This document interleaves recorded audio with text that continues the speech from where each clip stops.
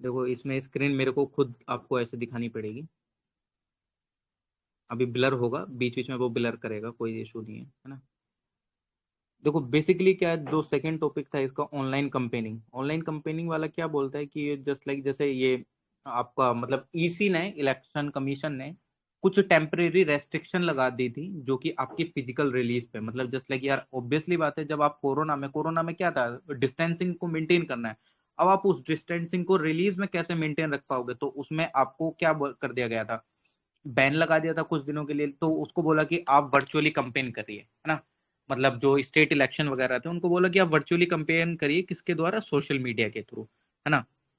Social media के through वो करना फिर उन्होंने स्टार्ट करा था, धीरे धीरे उन्होंने उससे इन्फ्लुएंस करा चीजों को, है ना। अब ऑनलाइन कंपेनिंग के क्या बेनिफिट है कि एक तो काफी अच्छे से लार्ज ऑडियंस को आप काफी अच्छे से वो कर पाएंगे, मतलब रीच कर पाएंगे। अब इन जस्ट लाइक आप देखते हैं यूट्यूब के थ्रू आजकल कितने दो दो मतलब 20-20 मिलियन व्यूज आ जाते हैं, मतलब लाखों करोड़ों लोग आपको घर बैठे ही देख पा रहे हैं, है ना। एनालिटिक्स कर पाएंगे काफी अच्छे से, कौन कौन कैसा, मतलब कहाँ कहाँ के लोग आपको देख रहे हैं, फीडबैक एंगेजमेंट आपको अच्छे अच्छे से मिलेगी। जिस एरिया में आपको कंपेनिंग करनी थी उस एरिया से भी आप जो लार्जर वे, मतलब जो लार्जर एरिया है उसको भी काफी अच्छे से रीच कर पाएंगे। इफ अगर दिल्ली में इलेक्शन है तो यूपी के लोगों को भी पता चलेगा कि आम आदमी पार्टी कौन है, कैसे है, क्या नहीं है, इफ आम आदमी पार्टी कंपेन कर रही है। जो कोविड-19 की रिलेटेड रिक्वायरमेंट थी उनको भी काफी अच्छे से कर पाएंगे। तो ये कुछ मेंस के अकॉर्डिंग से ये कुछ हमारे लिए था कि हाँ ठीक है, क्या क्या बेनिफिट हो सकते हैं। लेकिन अगर मैं देखूं प्रीलिम्स के पॉइंट ऑफ व्यू से, इसमें एज सच कुछ है नहीं, है ना। तो आपको लिए प्रीलिम से रिलेटेड एक चीज यहाँ पे देखने को मिलती है, क्या मिलती है कि इलेक्शन कमीशन ने एक्सपेंडिचर लिमिट को बढ़ा दिया है, मतलब कुछ उसमें एनहेंस करा है क्या, कि जस्ट लाइक जैसे आपके यहाँ एमपीज हैं, एमपी को पैसा खर्च करने की एक इलेक्शन में कुछ वो बार मिली हुई होती है, ऐसे तो कोई भी अपना ब्लैक मनी को काफी अच्छे से वहां पे यूटिलाइज करके कुछ भी, मतलब कोई भी मंत्री बन जाएगा, है ना। तो उसलिए वहां पे कुछ बार लगा रखे कि भाई आप इतने से नहीं कर सकते हैं, है ना। अब क्या होता है कि इसमें क्या बार लगाई गई है, एक्सपेंडिचर लिमिट, ये ध्यान रखना, ये प्रीलिम्स के लिए इंपॉर्टेंट है, अभी जो पीछे चीजें हैं वो इतनी इंपॉर्टेंट नहीं थी, है ना, अब इंपॉर्टेंट है। एक्सपेंडिचर लिमिट जो है किसकी, लोकसभा कॉन्स्टिट्यूएंसी की, उसको बढ़ा के कितना कर दिया गया है, 70 लाख से 75 लाख रुपए कर दिया गया है, इसको ध्यान रख लेना। किस स्टेट में, बड़े स्टेट जो हैं, बड़े स्टेट में लोकसभा की इलेक्शन के लिए, लोकसभा के इलेक्शन के लिए एक्सपेंडिचर लिमिट को बढ़ा के 70 लाख से 95 लाख कर दिया गया है बिगर स्टेट के लिए। ये बहुत अच्छा स्टेटमेंट है, याद रख लेना। 54 लाख से 75 लाख कर दिया गया है बढ़ा के स्मॉलर स्टेट के लिए, ध्यान रखिएगा, ये छोटी चीज है बट बड़ी चीज है। मैं आपको यहाँ पे चेंज ही कर देता हूँ, 70 लाख से 95 लाख करा स्मॉलर स्टेट के लिए, गलत हो जाएगा, बिगर स्टेट के लिए 70 से 95 बिगर स्टेट, 54 से 75 स्मॉलर स्टेट।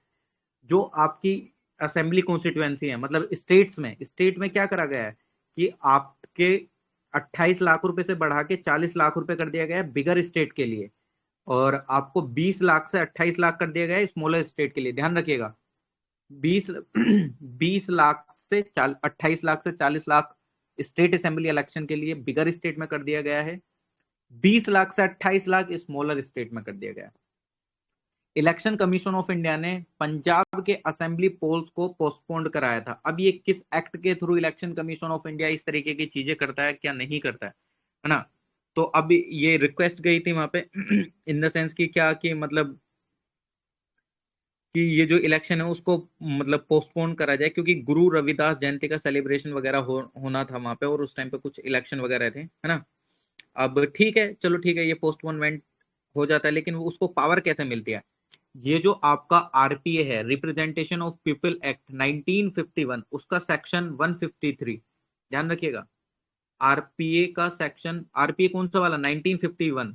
अगर मैं यहाँ पे 50 लिख देता हूं तो आपका स्टेटमेंट गलत हो जाता है, इस तरीके से यूपीएससी भी खेल जाती है कभी कभी फैक्चुअल चीजों में, ध्यान रखना। ईयर में भी डिफरेंशिएशन हो सकता है। Election commission of India use करता है रिप्रेजेंटेशन ऑफ पीपल एक्ट का सेक्शन 153, है ना। ईसीआई क्या कर सकता है, टाइम को बढ़ा भी सकता है इलेक्शन को कंप्लीट करने के लिए। तो यहाँ पे उसने क्या करा, क्योंकि इलेक्शन कमीशन ऑफ इंडिया ही तो करा था स्टेट में इलेक्शन, अब वो अपने टाइम को बढ़ा भी सकता है।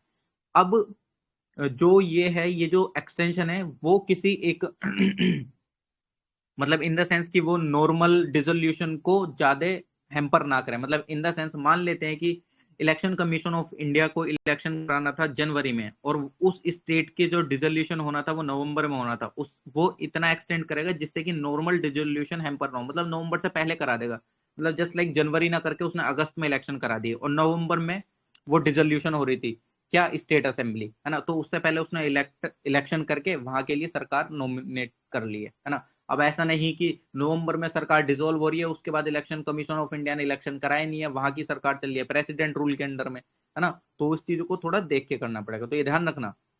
तो ये वाली चीज है इसमें कि आप मतलब अगर मैं बोल दूं कि इलेक्शन कमीशन ऑफ इंडिया कितनी भी लिमिट कर सकता है, नहीं, एक नॉर्मल जो उसका डिसोल्यूशन है उसके अनुसार करना पड़ेगा आपको, है ना, ठीक है ना, तो ये चीज ध्यान में रखिएगा।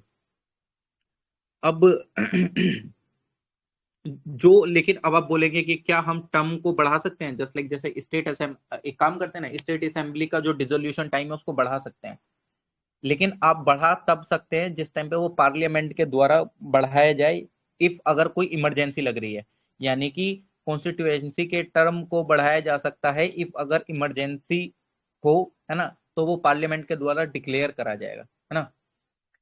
अब वो हो सकती है वॉर की वजह से, या लॉ एंड ऑर्डर का कुछ ब्रेकडाउन हो रखा है ना, तो इमरजेंसी को देखते हुए जस्ट लाइक जैसे किसी पंजाब पंजाब में इलेक्शन होने थे, मान लो उसकी जो डिसोल्यूशन होना था असेंबली का वो नवंबर में होना था, लेकिन कुछ कारणों की वजह से उसको एक्सटेंड करा जा सकता है, वो कारण क्या है, कुछ भी इमरजेंसी जस्ट लाइक वार सिचुएशन होगी, लॉ एंड ऑर्डर सिचुएशन होगी, वो पार्लियामेंट के द्वारा उसको करा जाएगा, उसका बढ़ाया जाएगा, ठीक है, इतना इंपॉर्टेंट था हमारे लिए इसमें प्रीलिम्स के लिए।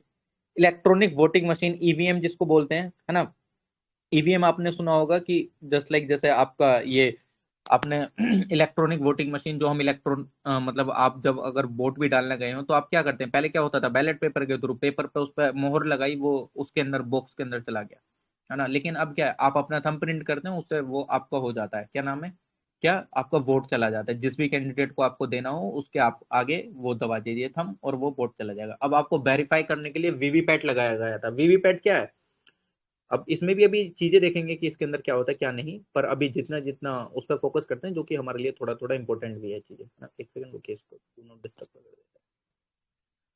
वीवीपैट क्या है, voter verifiable paper audit trial, कुछ नहीं है, जैसे ही आपने वोट दिया उसके बाद वो कुछ सेकंड के लिए शो करता है आपको कि हाँ आपने इस कैंडिडेट को क्या दिया, वोट दिया, जिससे कि आपको ये पता चलता है कि हाँ आपका वोट जिसने आपको दे मतलब जिसको आप देना चाह रहे थे उसको ही वो वोट गया है, तो वीवीपैट के थ्रू आपके ये चीज होता है, इसको ध्यान रखिएगा, है ना। अब तमाम इश्यूज करती रहती है तमाम सरकारें कि हाँ उसको हैक करा जा सकता है, वो करा जा सकता है, वो छोड़ो, वो हमारे लिए मेंस के लिए इंपॉर्टेंट है, अभी हमारे लिए जितना इंपॉर्टेंट है हम उतना कर ले रहे हैं, है ना। अब ये एक पोर्टेबल इंस्ट्रूमेंट है ना, एक तरीके से इतना। अच्छा मेरी आवाज आ रही है? यस सर, आ रही है। अभी कोई इशू नहीं आया अभी तक, कुछ भी ऐसा? कोई इशू नहीं है, बहुत सही चल रहा है सर ये। ठीक ठीक है, बहुत धन्यवाद सर आपको करने के लिए। जो इंपॉर्टेंट है वो देख लेते हैं। ईवीएम में, ईवीएम का सबसे फर्स्ट यूज करा गया था पारूर, ये ध्यान रखना, देखो बहुत छोटी चीज है अपने आप में बहुत इंपॉर्टेंट है। ईवीएम का सबसे पहला यूज करा गया था पारूर असेंबली कॉन्स्टिट्यूएंसी में, केरला में, केरला में एक पारूर नाम की असेंबली है ना, मतलब जस्ट लाइक एक जैसा होता है ना अपना एरिया, जस्ट लाइक जैसे आपके यहाँ से कोई विधायक होंगे तो आपका एक एरिया होगा स्पेसिफाई उन विधायक का, तो एक पारूर कॉन्स्टिट्यूएंसी थी केरला में, 1982 में सबसे पहले ईवीएम वहां पे यूज करे गए, तो देख रहे हो 1982, है ना, 1982, समझ रहे हो, कहाँ केरला में, कहाँ पारूर, ध्यान रखना, पारूर कॉन्स्टिट्यूएंसी थी वहां पे। ये जो ईवीएम का यूज है हमारे इंडिया में लीगल है ना। इसके लिए 1988 में एक सेक्शन इंट्रोड्यूस कराया गया था 61 ए, किसके अंदर, आरपीए 1951 के अंदर, ध्यान रखना, मैं यहाँ पे अगर हल्का सा 1950 कर दूं तो गलत हो जाएगा स्टेटमेंट, आरपीए 1951 के अंदर 61 सेक्शन इंट्रोड्यूस करा गया, है ना, जिससे कि ईवीएम को लीगल बनाया गया कि आप ईवीएम के थ्रू वोटिंग करा सकते हो, है ना। ईवीएम कितने वोट्स रिकॉर्ड कर सकता है मैक्सिमम, ईवीएम रिकॉर्ड कर सकता है 2000 वोट्स, है ना। ईवीएम की जो लिमिट वगैरह जो ईसीआई के द्वारा है, तो मैक्सिमम 2000 वोट्स वो एक बार में, मतलब इन द सेंस कि वो रिकॉर्ड कर सकता है। ईवीएम ईवीएम में कितने नाम आप नामित कर सकते हैं, 64 कैंडिडेट्स के आप नाम उसमें नामित कर सकते हैं, मैक्सिमम बता रहा हूं, मिनिमम नहीं। अब इसके अंदर नोटा इंक्लूडेड है, हाँ, नोटा को मिला के 64 नाम उसमें आप इंक्लूड कर सकते हैं, है ना। नोटा को हटा के कितने हो गए 63, नोटा को लगा के कितने हो गए 64 नाम आप उसमें इंक्लूड कर सकते हैं। अब इसके अंदर एक प्रोविजन है कि 16 कैंडिडेट इन वन बैलोटिंग यूनिट, मतलब 16 कैंडिडेट, यार ऑब्वियसली बात है आपकी कॉन्स्टिट्यूएंसी से कितने 64 लोग थोड़ी खड़े हो सकते हैं, है ना। कि 16 कैंडिडेट्स का एक बैलोटिंग प्रोविजन बना रखा है कि हाँ 16 कैंडिडेट्स इसमें हो सकते हैं, मतलब काफी अच्छे से। अब ठीक है, ये कंसर्न रेज अगेंस्ट ईवीएम ये हमारे लिए अभी इंपॉर्टेंट नहीं है, मेंस के लिए वो अलग चीज है, वो हम बाद में देखेंगे कभी, है ना। वीवीपैट लाया गया ईवीएम की क्रेडिबिलिटी को बढ़ाने के लिए, क्योंकि उससे वेरीफाई कर लेते हैं जिससे भी आपको वोट दिया है वो उसको गया है कि नहीं गया है ना। ठीक है, इसमें ऐसा अभी नहीं लगता है कि अभी इम्पोर्टेंट है ना। ये इम्पोर्टेंट है। ये छोड़ो, ये भी इसमें नहीं है ऐसा कुछ भी ना। Local reservation in private sector, ये क्या था, हरियाणा गवर्नमेंट ने, आपको ध्यान है 75% का रिजर्वेशन अपने स्टेट के लोगों को देने के लिए बोला था, है ना। तो इसको चैलेंज करा गया था सुप्रीम कोर्ट में, है ना। मतलब सुप्रीम कोर्ट में जब इन द सेंस, जैसे आपको ध्यान नहीं होगा, प्राइवेट जॉब में कोटा देने के लिए लोकल्स को 75% के लिए लेकर आई थी कौन, बिल, क्या, हरियाणा गवर्नमेंट, है ना। तो इसके अंदर में यार बेसिकली आर्ग्यूमेंट्स वगैरह ये हमारे लिए अभी इसमें सच इंपॉर्टेंट नहीं है ना। ये मेंस के पर्सपेक्टिव से काफी अच्छा टॉपिक है। लेकिन हाँ, हम अगर देखें तो हम इसमें देख लेते हैं कि मध्य प्रदेश में गवर्नमेंट ने 2020 में रिजर्व करी थी गवर्नमेंट जॉब्स अपने स्टेट के बच्चों के लिए, चिल्ड्रन ऑफ स्टेट। 2020 में मध्य प्रदेश ने अपने स्टेट के बच्चों के लिए मतलब क्या करी थी, रिजर्व करी थी, है ना। तो ये ध्यान रख लेना।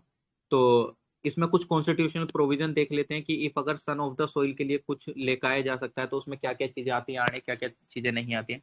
आर्टिकल 16 क्या आपको बोलता है कि आपको गारंटी करता है इक्वल ट्रीटमेंट की, है ना, किसी भी रिलेटेड मैटर के लिए आपको जो पब्लिक एम्प्लॉयमेंट है वगैरह।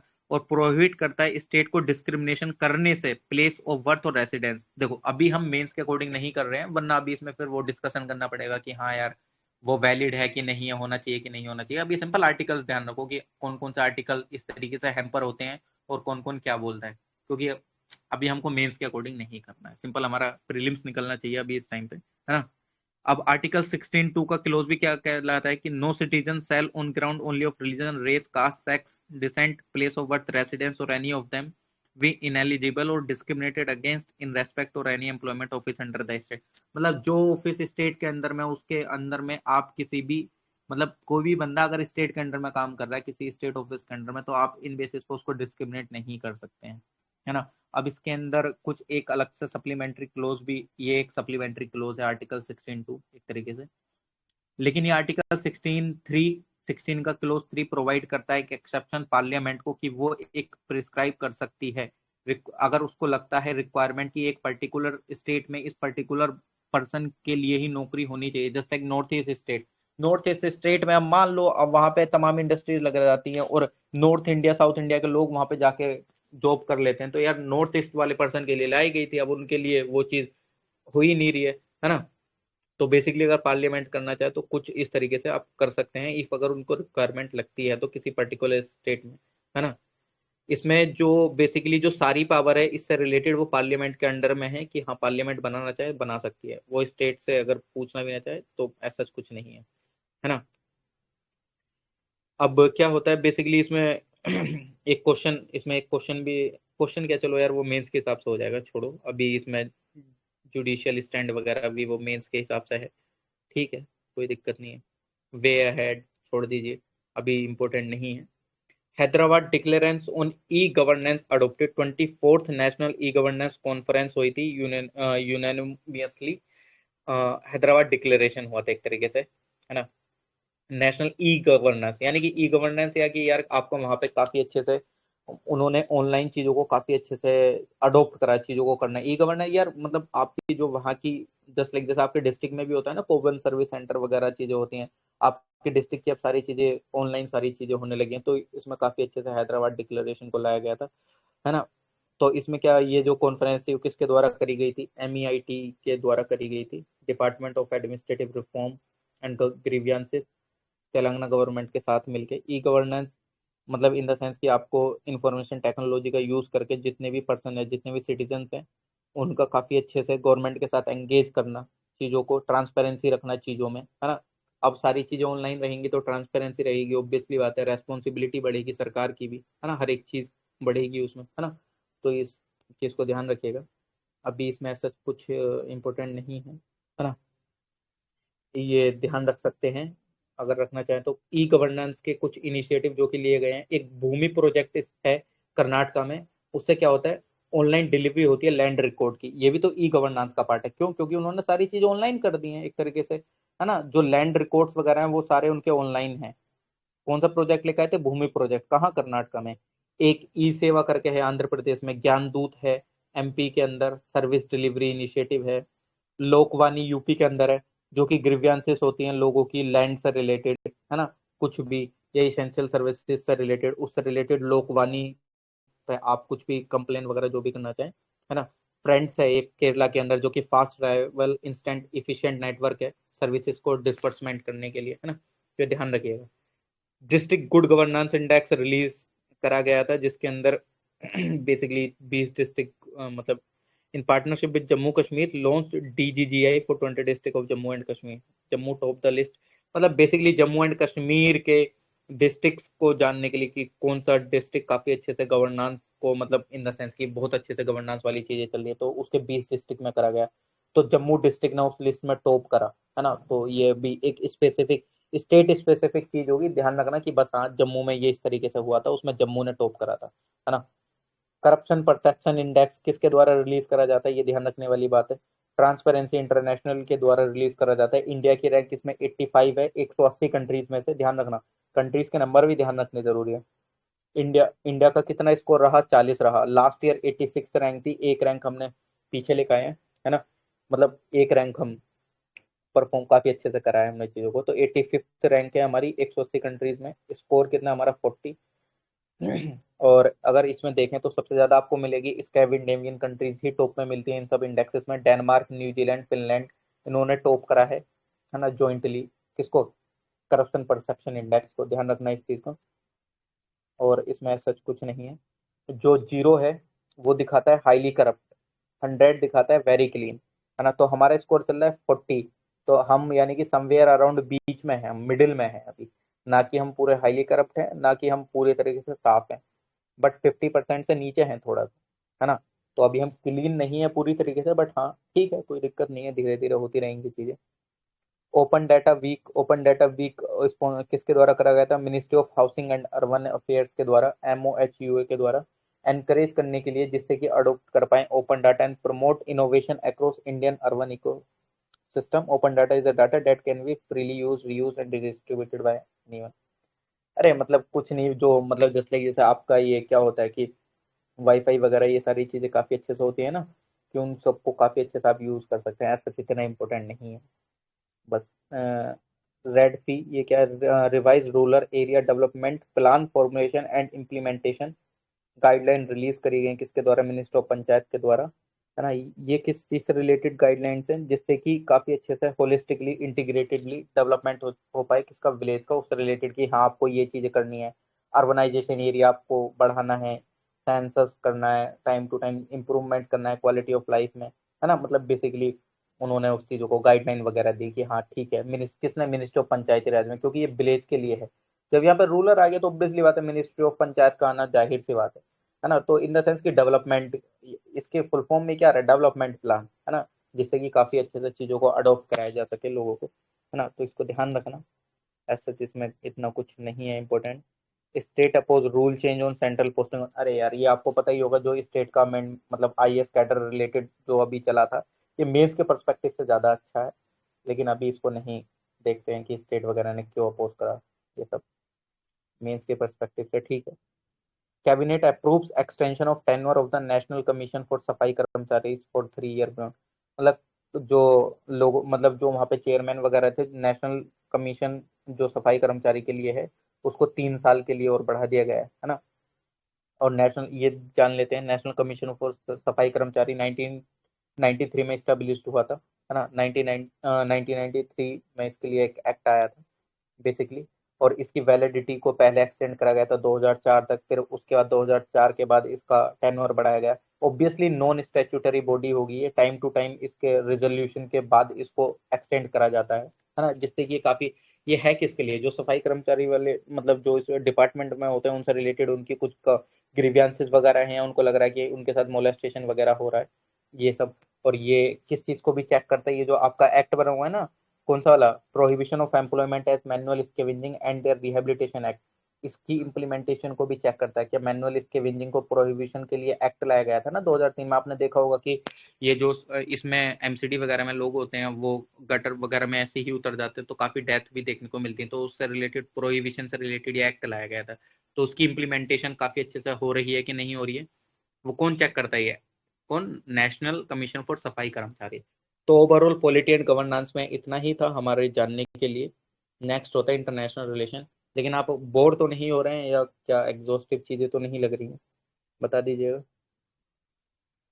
आवाज आ रही है मेरी? यस सर, आ रही। बोर तो नहीं हो रहे हो आप लोग? नहीं सर। ठीक है, चीजें समझ आ रही है ना? अभी हम उतना ही कर रहे हैं जितना हमारे लिए प्रीलिम्स के लिए जरूरी है। कभी आप सोचो कि ये सब देखो यार, ऑब्वियसली बात है, वे अहेड वे फॉरवर्ड आप मेंस आंसर राइटिंग के लिए इंपॉर्टेंट है अभी। विजन भी काफी अच्छे से एग्जॉस्टिव चीजें करने लगा, बहुत ज्यादा डाल देता है पहले के मुकाबले, है ना चीजें। चलो कोई नहीं, देख लेते हैं। फिर भी जितना जितना प्रीलिम्स के लिए इंपॉर्टेंट है करंट अफेयर में से उतना तो देखना ही पड़ेगा। आपको पता है 2022 में जनवरी के टाइम पे इंडिया चाइना का बॉर्डर डिस्प्यूट काफी अच्छे से चल रहा था, है ना? जो कि आपको पता ही है, काफी मीटिंग्स वगैरह हुई, है ना? तो अब वो चीजें हमारे मेंस के लिए इंपॉर्टेंट है, जो हमारे लिए प्रीलिम्स के लिए इंपॉर्टेंट है वो हम देख लेते हैं, क्योंकि वो पूछ लेता है। पूछा क्या आपको पता है ना? 2021 में पूछा था, कौन सा एरिया पूछ लिया था उसने चाइना के पास का, वो यार मैं नाम भूल गया। ग्लेशियर, सियाचिन के लिए। सियाचिन नुब्रा घाटी। ग्लेशियर पकड़ में, नाम भूल रहा हूँ यार मैं। चलो ठीक है, आप लोग समझ गए जो मैं कहना चाह रहा हूँ, है ना? तो आप एरिया वगैरह यहाँ पर देख सकते हैं। गलवान वैली वगैरह आपको, मतलब गलवान वैली के आसपास कितना वो चल रहा था, है ना? तो गलवान वैली, यहाँ पे नॉर्थ पेंगोंग सो लेक है ना? यहाँ पे इसके नीचे साउथ पेंगोंग सो लेक, मतलब ये कुछ नहीं है, ये पेंगोंग सो लेक का ऊपर वाला एरिया है, ये नीचे वाला एरिया है। यहाँ पे ऐसे जिसमें कुछ है नहीं ज्योग्राफी के मैप के लिए वैसे, बस काराकोरम पास है यहाँ पे। ये देख सकते हैं काराकोरम पास किस किस को कनेक्ट करता है ना? ये आप बता सकते हैं, टाइप कर सकते हैं काराकोरम पास। इजी है ये तो बेसिकली, है ना? अभी डिस्प्यूट बॉर्डर विद चाइना, ये इतना भी इम्पोर्टेंट नहीं है, मेंस के परस्पेक्टिव से ही है थोड़ा बहुत इम्पोर्टेंट ना। यहाँ पे देख लेते हैं, देखो ये एरिया है जो कि जम्मू एंड कश्मीर में, जो कि ये क्लेम करा जाता है किसके द्वारा? ये पाकिस्तान के द्वारा सीड, मतलब पाकिस्तान के द्वारा लिया गया था और चाइना को दे दिया गया इन द सेंस, लेकिन क्लेम करा जाता है इंडिया के द्वारा, है ना? इसको देख लेना। सियाचिन ग्लेशियर जो है वो क्लेम करा जाता है भारत और पाकिस्तान दोनों के द्वारा। ये एरिया जो है ये चाइना के अंडर में, लेकिन क्लेम करा जाता है हमारे इंडिया के द्वारा ना। बेसिकली हमारा ही एरिया इन्होंने हथियार रखा है, हमारा तो ये पूरा एरिया है ना? वो अलग बात है, हम तो पूरा ही मानते हैं, ये आप इसमें कुछ भी करें, है ना? तो इसमें सच अभी LAC is divided into 3 sector, आपको पता ही होगा बेसिकली। अगर आप देखें तो यहाँ पे 3 सेक्टर में हमने डिवाइड कर रखा है ये इसको। ये वाला हम मतलब पूरा चाइना का बॉर्डर मिला हुआ है, ये इधर हम बोल देते हैं वेस्टर्न बॉर्डर, है ना? वेस्टर्न बॉर्डर बोल देते हैं इधर साइड में। तो मतलब 3 एरिया में हमने उसको डिवाइड कर दिया है। कैसे कि एक तो मिडिल सेक्टर और एक ईस्टर्न ईस्टर्न सेक्टर।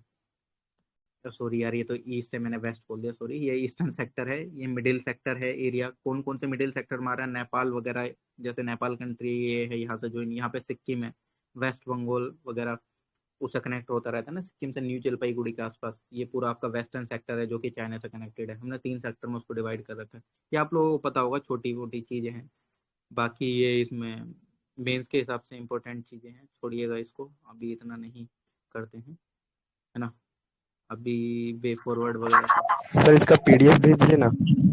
हाँ पीडीएफ में, पीडीएफ भेज दूंगा मैं, कोई दिक्कत नहीं है। ठीक है यार, उसमें इतना इंपॉर्टेंट नहीं था, वो मेंस के हिसाब से था। जियो politics of India Sri Lanka China triangle, आपने देखा ही होगा श्रीलंका में काफी अच्छे से इकोनॉमिक क्राइसिस वगैरह काफी आ रहा था, क्योंकि चाइना की प्रेजेंस वगैरह इतनी थी उसने, वो भाई पूरा उसमें, उसने उसके पीछे कारण भी थे, क्योंकि उसने एकदम से ऑर्गेनिक फार्मिंग को अपना लिया, चीजों को, बहुत कारण थे। अभी वो चीज नहीं देख रहे हैं, जो चीज हमारे लिए इंपॉर्टेंट है वो देख लेते हैं कि चाइना जो अपना प्रेजेंस बढ़ा कर रहा था, है ना? चाइना काफी अच्छे से, उनका लार्जेस्ट फॉरेन इन्वेस्टर था किनका? श्रीलंका के लिए, है ना? फोर्थ लार्जेस्ट लेंडर था, जो कि मतलब श्रीलंका के लिए बता रहा हूँ मैं, आपको ध्यान रखना ये चीजें आ जाती हैं। बांग्लादेश से रिलेटेड स्टेटमेंट आ गया था प्रीलिम्स में 2020 में, कि उसके साथ कितना, मतलब कितने आई थिंक पोजीशन से रिलेटेड आया था, कितना नंबर पे आते ट्रेड हैं क्या ट्रेड हुआ। से रिलेटेड, ट्रेड से हाँ, रिलेटेड सर। मेरे को नाम पूरा एग्जैक्टली स्टेटमेंट ध्यान नहीं है, तो बेसिकली देख लीजिएगा। चाइना श्रीलंका के लिए लार्जेस्ट फॉरेन इन्वेस्टर है और फोर्थ लार्जेस्ट लेंडर है, फॉरेन लेंडर। क्योंकि उसने, आपने देखा होगा, हम्बनतोता पोर्ट, मताला एयरपोर्ट, कोलंबो पोर्ट वगैरह को काफी अच्छे से डेवलपमेंट वगैरह कर रखा था, है ना। लार्जेस्ट इंपोर्टर है किसका, श्रीलंका में। मतलब सबसे ऑब्वियसली बात है यार, वहां से कर्ज ले रखा है, वो सारा सामान वहीं से तो आएगा, है ना। और श्रीलंका के लिए लार्जेस्ट एक्सपोर्टर भी वही है, और किस कंट्री को वो करेंगे। तो ये तो कॉमन सेंस वाली चीज है कि हाँ ठीक है ना, कि ये काफी अच्छे से उसमें है। और बेसिकली मिलिट्री और नेवल प्रेजेंस देखें तो चाइना ने काफी अच्छे से अपने मॉडर्न इक्विपमेंट श्रीलंका को सेल कर रखे हैं, उसको दे रखे हैं। बेसिकली ऑब्वियसली बात है, चाइना क्या करना चाहता है श्रीलंका के वहां पे आने के बाद, इंडियन ओशियन में आके इंडिया की गतिविधियों को क्या करना चाहता है, ट्रेस करना चाहता है। इस वजह से तो वहां पे अपनी प्रेजेंस बना रहा था, है ना। तो ऑब्वियसली बात है, जब वो वहां पे आएगा तो कुछ उनको लालच भी देगा, अपनी नेवी वगैरह ये सब उनकी काफी अच्छे से मिलिट्री वगैरह इक्विपमेंट काफी अच्छे से उनको प्रोवाइड करेगा, है ना। तो ये सारी चीजें थी, तो काफी अच्छे से उनको वो दे रहा था, है ना। उसने प्रपोजल करा एक न्यू फॉर्म बनाने के लिए इंडियन ओशियन आइलैंड नेशन में, है ना। जस्ट लाइक जैसे IORA है, IORA आपको पता होगा ना, इंडियन ओशियन रिम एसोसिएशन। तो उन्होंने उसको बोला कि IONS बनाते हैं, इंडियन ओशियन नेवी सिंपोजियम। इस तरीके से कुछ हम अपनी फॉर्म बनाते हैं, जैसा IORA और IONS है, तो उसको बोला कि इस तरीके से कुछ अपनी बना लेते हैं, है ना। तो अब वो चीज आगे नहीं हुई भाई, कैसे हो सकती है, वो खुद ही दिवालिया घोषित हो गया, है ना। इसमें और क्या इम्पोर्टेंट है, रिसेंट डेवलपमेंट में अभी एज सच प्रीलिम्स के लिए, ठीक है। अभी इसमें एज सच इतना कुछ नहीं है। इंडिया इजराइल का देख लेते हैं। अरे यार, क्या हुआ। हाँ ठीक है। अभी पर आपने लिखा देखा है। होगा, इंडिया और इसराइल के रिलेशनशिप को 30 वर्ष, मतलब 30 साल हो गए, 30th एनिवर्सरी बनाई थी। ध्यान रखना, देखो इन पे फोकस करने वाला बात आ जाता है। अब मैं आपको इस पे फोकस होकर बताऊंगा, जिस किसी को भी 30 एनिवर्सरी, 50 एनिवर्सरी, 100 एनिवर्सरी, इन पे थोड़ा सा फोकस कर लीजिएगा। तो फ्री ट्रेड एग्रीमेंट को करने के लिए काफी अच्छे से जोर वगैरह लगाया गया, दोनों कंट्रीज ने टाई अप वगैरह भी करा। लेकिन अब देख लेते हैं हम उन दोनों के बीच में क्या क्या रिलेशन से रिलेटेड हमारे लिए इंपॉर्टेंट है ना। ध्यान रखना, ये चीजें इंपॉर्टेंट बन जाती हैं जहाँ पे काफी साल पूरे हो जाते हैं। देखो बायलैटरल मर्केंडाइज ट्रेड देख लेते हैं, ट्रेड से रिलेटेड चीजें इंपॉर्टेंट है।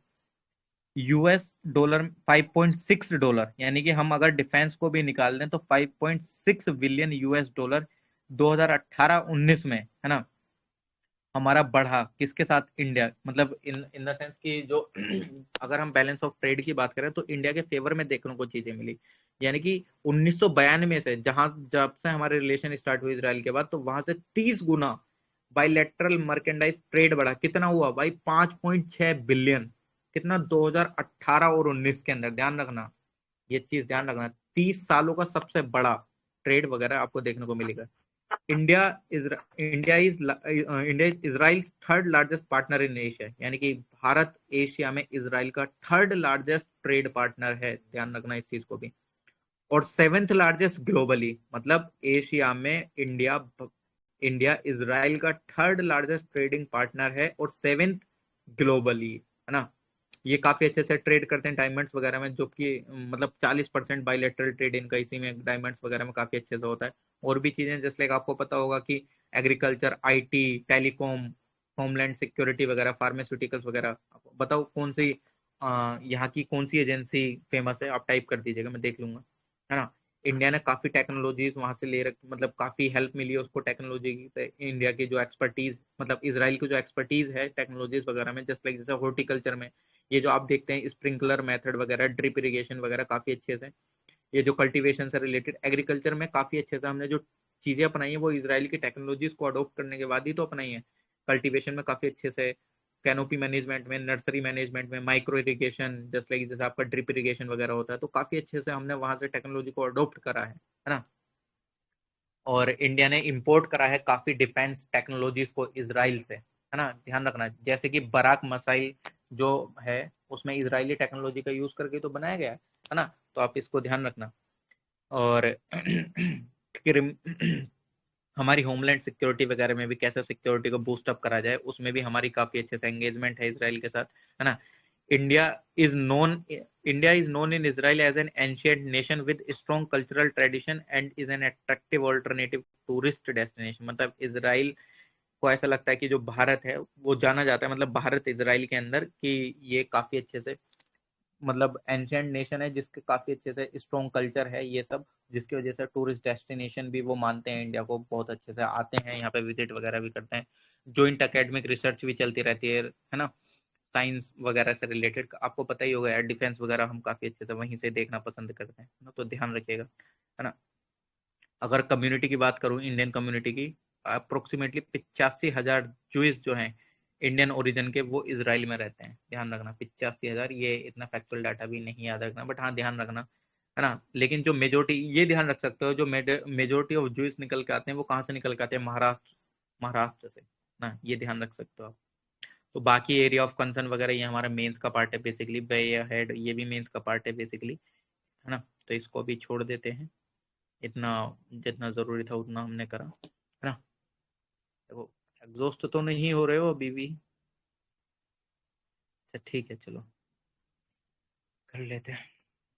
बता दीजिएगा बीच बीच में यार, कभी मतलब ऐसा होता है ना, होश पोश होने लगता है, हो रहे हो तो बीच में बता देना मुझे। हेलो, आइए सर। करूं डिस्कशन आगे, कैरी फॉरवर्ड, बताइएगा। हाँ सर। वे फ्रॉड। ठीक है करते हैं। मेरे से तो तुम पूरी रात करा लो, कोई इशू नहीं है, बस आप लोग रहने चाहिए, कोई दिक्कत नहीं है।